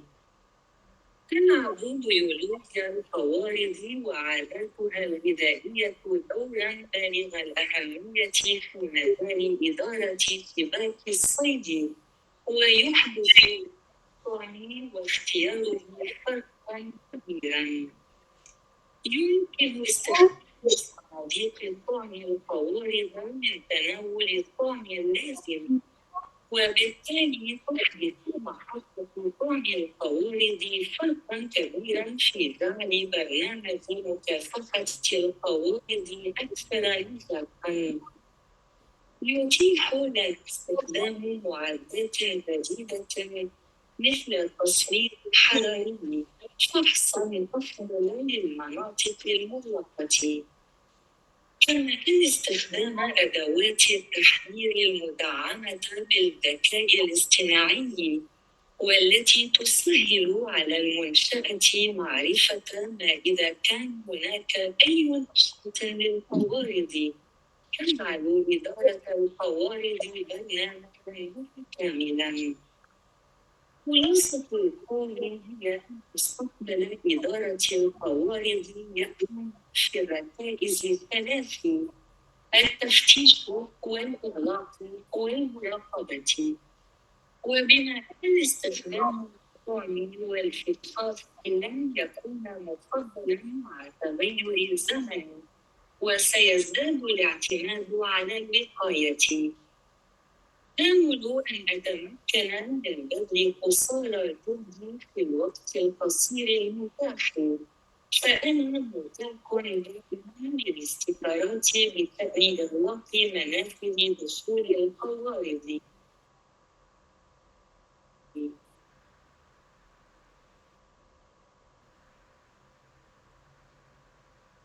Nadeem sir, was it clear?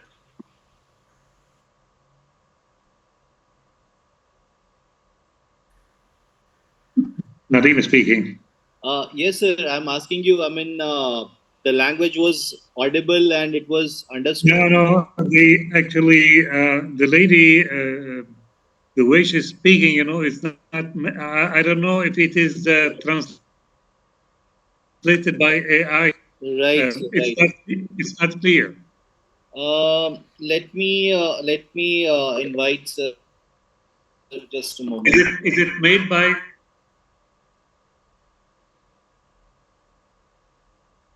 AI or what? Even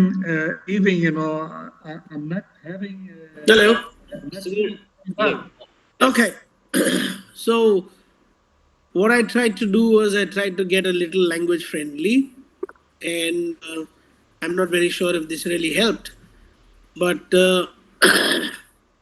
what you could do is if you could play the.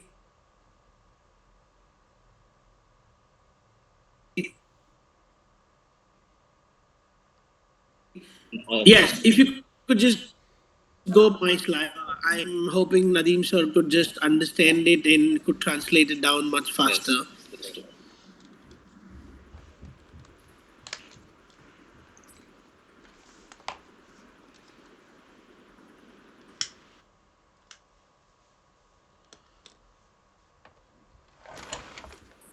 Yes. So let's go to slide number 2 or 3 actually. Okay. So the slide number 3 talks about what historically has been used in rodent management. We always have been using ultrasonic, electromagnetic and radio frequency devices, and they all have their challenges when it is used in facilities. I'm very sure across the Middle East this is also being used, and this has its limitations when it comes to being used in any building or office. If you may translate that, please.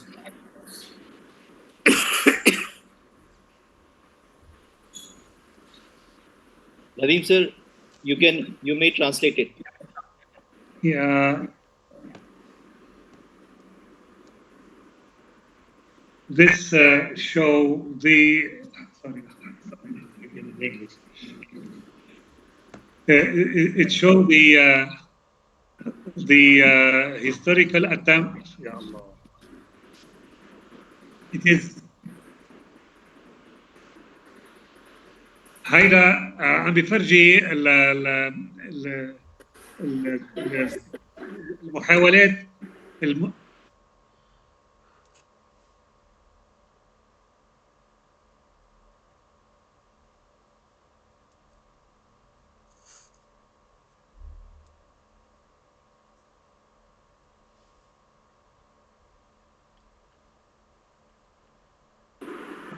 what about the light I have.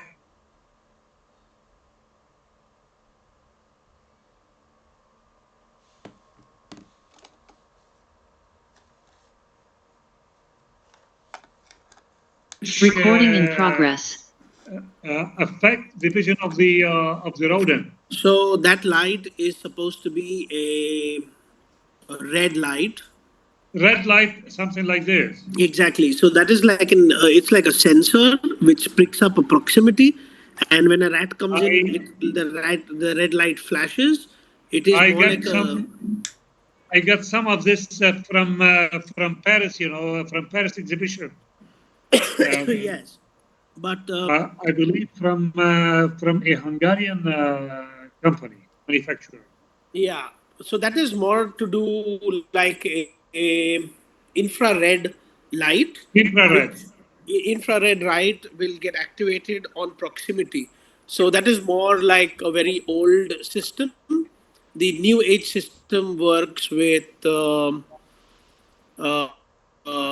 magnetics, and because electrostatic and electromagnetic fields creates a uncomfortable environment Yes, for for the rodents, rodent. and then they will run away. So they stopped using the light now, because light again has a very limited cycle. It can only reach the place until where it goes. So it doesn't cover all the surfaces because light goes straight. Mhm. If you could, Hello? Okay. Yes, you could go to the next slide, sir. Yeah.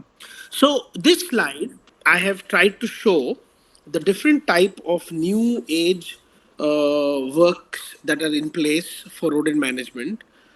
To my left side is a cage in which rodents are trapped. Then we've got the more ethical killers, the electric killers, the repellents. Now, more and more repellents are being relied upon. There is new research which is being done. Can you show which one the electric killer? Is it the one The on the orange left? one, the orange one is The orange one? the orange one is a CO2 killer. So there is a CO2 cartridge in it, and it kills the rodent on the head when it enters. The one below that,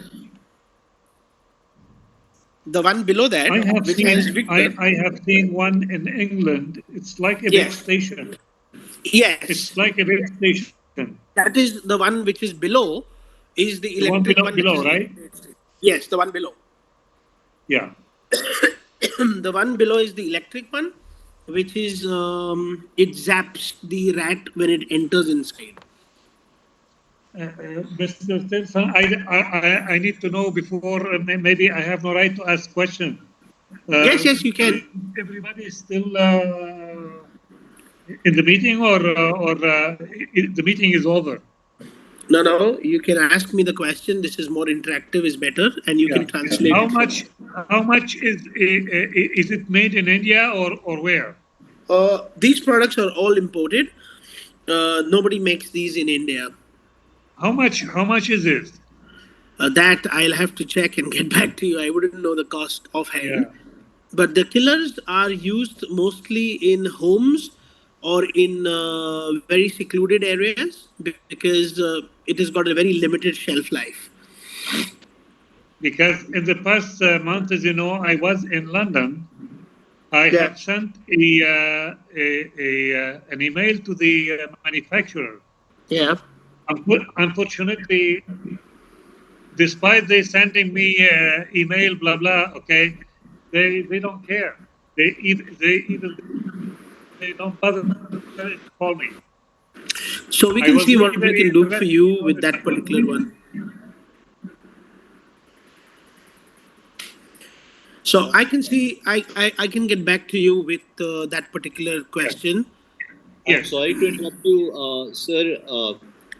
It's already it's been almost 4 hours, so we are running out of time. So I think we should conclude. We are left with one more. So you can go ahead. You can go ahead with the slide. Yeah, please.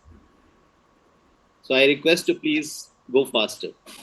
So this is a sensor-based product, which allows you to get informed about a particular rodent activity, and the right side product is a food bait birth control product for rodents.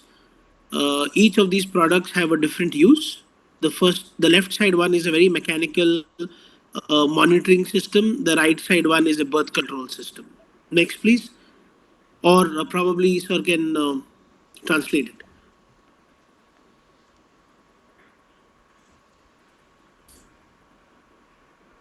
Nadeem sir, you can translate it. Well,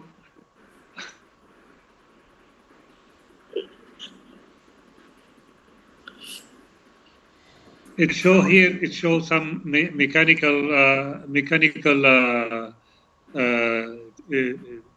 tools, you know, and some bait. It's a block, kind of block. Yes, it is a soft. It's a soft birth control bait. And some monitors. Yeah, we can move to the next. Some monitor. Okay. Head of the. Okay. This is more to do with how the soft bait works. It is a birth control product.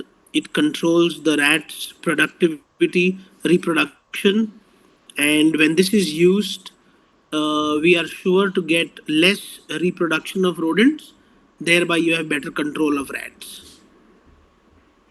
Birth, is it kind of birth control? Yes, this is birth control.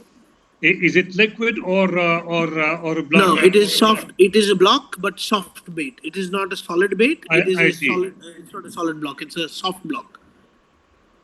But do you need the translation?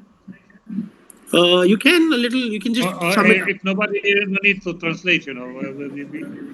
Okay, go ahead. Next, please. No, go ahead. Go ahead. If everybody is okay, you know, then continue. Okay. This is it Indian? Is it Indian product? This is an American product. Evolve. Yeah. Do they manufacture in India or what? Not yet, but maybe soon. Okay. All right, sir. Next, please. Okay. Nadeem and Stelson, we have this room with participants. So, Mr. Nadeem, I request you that to know more about the details, you can get in touch with this Stelson. Kindly translate it. It is almost 4 hours and we have still one session left. Kindly just translate it. What is So RatSense is more to do with a monitoring device. This product allows you to understand the movement of rats in false ceilings and false spaces, especially where you can't continuously go and put your head inside and check. This allows quick, better, and efficient monitoring in a large space like malls, airports, and it is completely based on a Wi-Fi system which can be mapped and plugged into any property. You can translate. This is not a poison one, right? This is just okay. This product is for monitoring the rodents. Yes. And it show where actually they hide and they voids and tough areas. If a rat goes around these systems or which part of the floor has a rat problem, and you can specifically go to that particular area and you can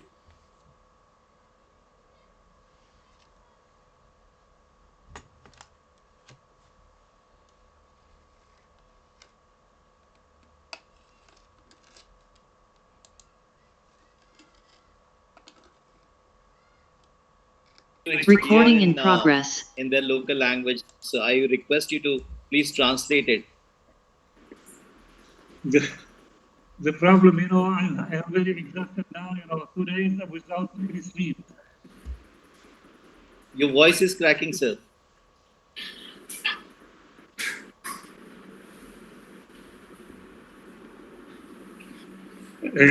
هذا المنتج فقط يستعمل للكشف على القوارض ومعرفة أماكن تواجدها.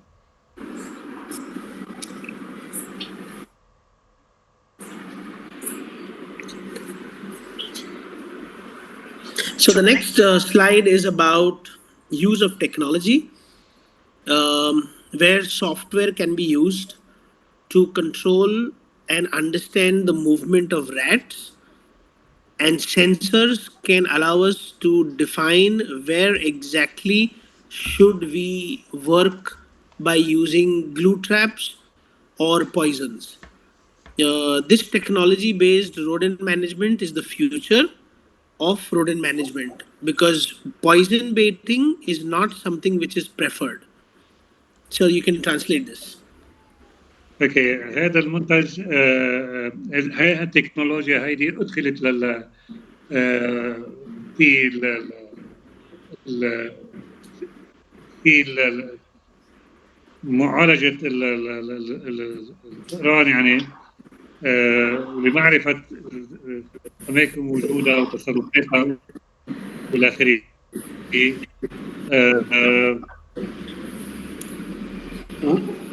And you said that it will be used with board, something like this? Yes, software will allow you to understand where exactly you should put your bait, and that is the future. Thank you.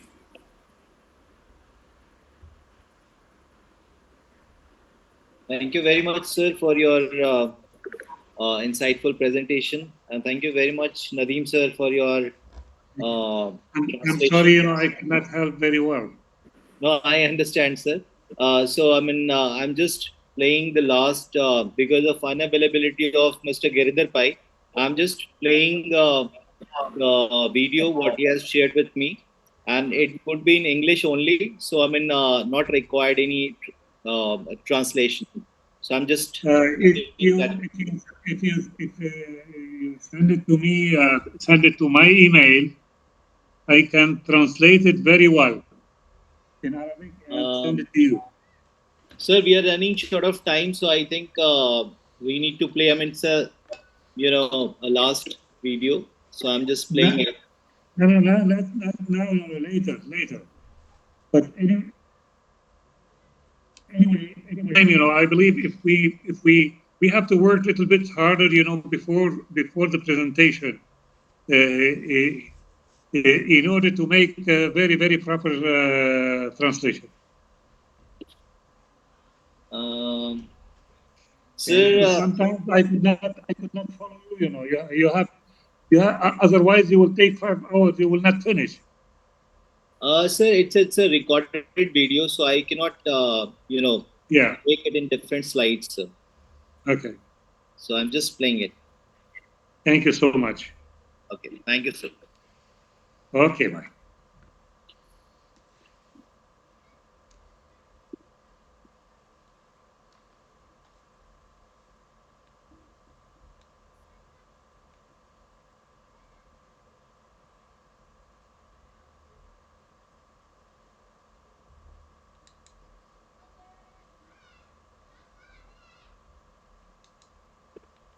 My name is Giridhar Pai. I represent Giridhar Pai Associates of India, and I'm here to talk to you regarding the relevance of rodent proofing as part of Global Masterclass series.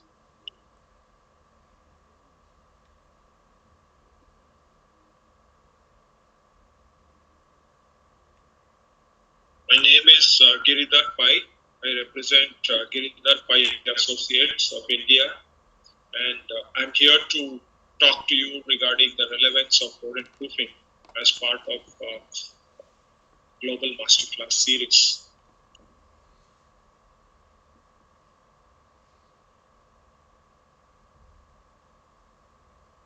So let's start by looking at how to rodent-proof buildings when you construct them. And this is the most effective way to limit rodent damage, because designing new buildings to prevent rodent entry is a very good investment. And constructing a rodent-proof building is less expensive than rodent-proofing a constructed building.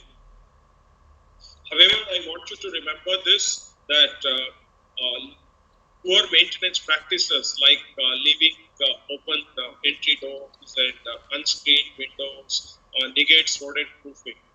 So you have to do rodent construction as well as have good maintenance practices to have good rodent management. Like you would have experienced in your business, the pipe and cable entry points require special attention in preventing rodent entry, because a lot of rodent entry happens through these. Next, let us look at where all can we rodent-proof a building. Again, being experienced pest control operators, you would all know that vents and windows are common places where we can rodent-proof. The exterior doors and shutters, these are also places where you can rodent-proof. My company supplies a product called Nexus, and in India and in some other countries in Asia, we've had very good success of rodent-proofing exterior doors and shutters during Rodexit. So in the latter part of the presentation, I'm going to discuss more about Rodexit with all of you. The foundations and floors are another place where rodent-proofing is important, because rodents have a tendency to burrow, and they enter buildings through the burrows or from areas near the foundation. Drains and pipes also require special attention for rodent proofing. So these are the places that you could rodent proof in a typical. Now let's look at some materials for rodent proofing. Concrete is a good material, and if you're using it, it has to be at least 5.1 centimeter thick. If reinforced, or almost double at 9.5 centimeter if it is not reinforced. Galvanized sheet metal, this is also a good choice of material. I want you to remember this, that in case of metal gauges, the lesser the gauge, the higher the thickness, which means 24 gauge will be less thick than 14 gauge. Okay, so what you would do is, in case of galvanized sheet metal, you use 24 gauge or heavier metal for wall or pipe barriers, and then 22 gauge are heavier for kick plates or door edging. So the word kick plate is a common American term. This is a piece of metal that in the US they put at the bottom of doors, where it helps to open the door by kicking it. That's why it's called a kick plate. But it also has a function as a rodent-proof barrier, because rodents will not be able to gnaw at a door which has a kick plate of metal. Perforated or expanded sheet metal grills, they need to be thicker, so these will be of 14 gauge. Brick is also a good rodent-proofing material. It must be at least 9.5 centimeter thick, and you must fill the joint with mortar in order to make it rodent-proof. Hardware cloth, so different terminology is used for this product. Some people call it wire mesh. So woven 19 gauge, 1.3 to 1.3 centimeter mesh excludes rags, whereas 24 gauge, which is slightly thinner, which is 0.6 into 0.6 centimeter mesh, exclude mice. Now, you can remember by looking at this that any gap which is more than 1.3 centimeter wide can allow a rag, and any gap which is 0.6 centimeter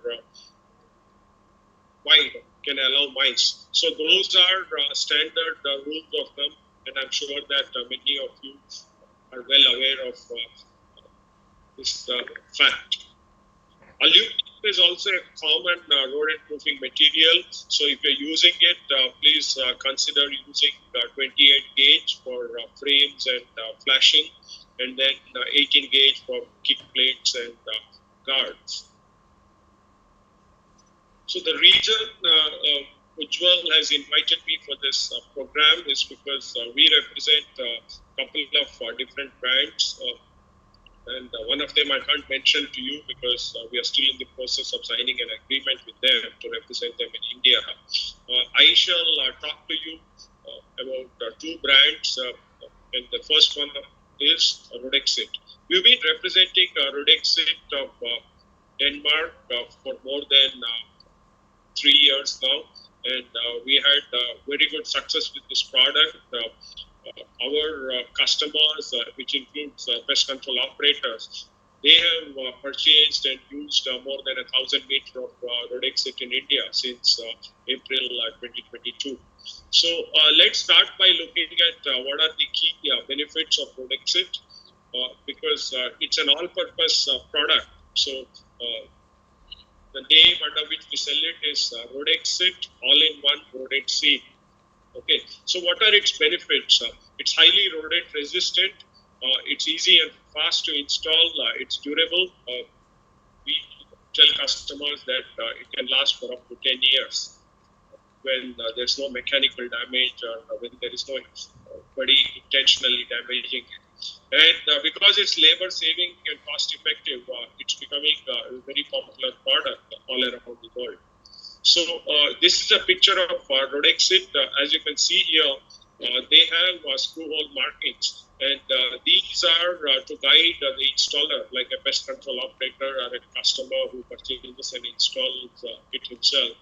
For them, these are the screw hole markings which they can use to screw Rodexit onto steel doors. So the shutter doors in India are typically made of mild steel, and there our installers, someone like Seva Facility of India, they install it using self-drilling screws.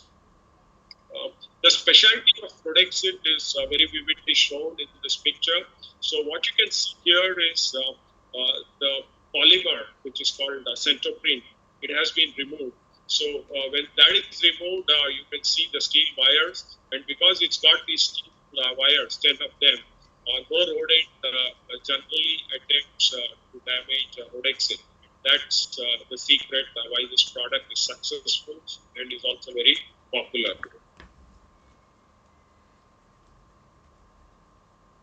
So we've shown here a Rodexit roll in a box, and then it's the roll outside the box also. This roll is of 11 meters, and because it's a flat box, it's very easy to carry, and that's another reason why it is very popular.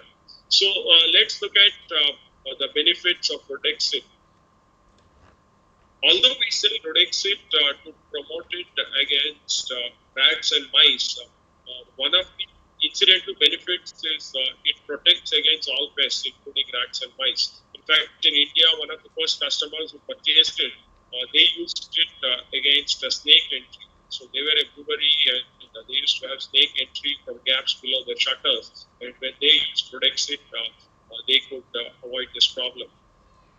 So it's got more than 10-year durability. And it's very easy and fast to install. Although I've said here that it takes less than 30 minutes in most cases, what we found is it actually takes just between 3 to 5 minutes. So where labor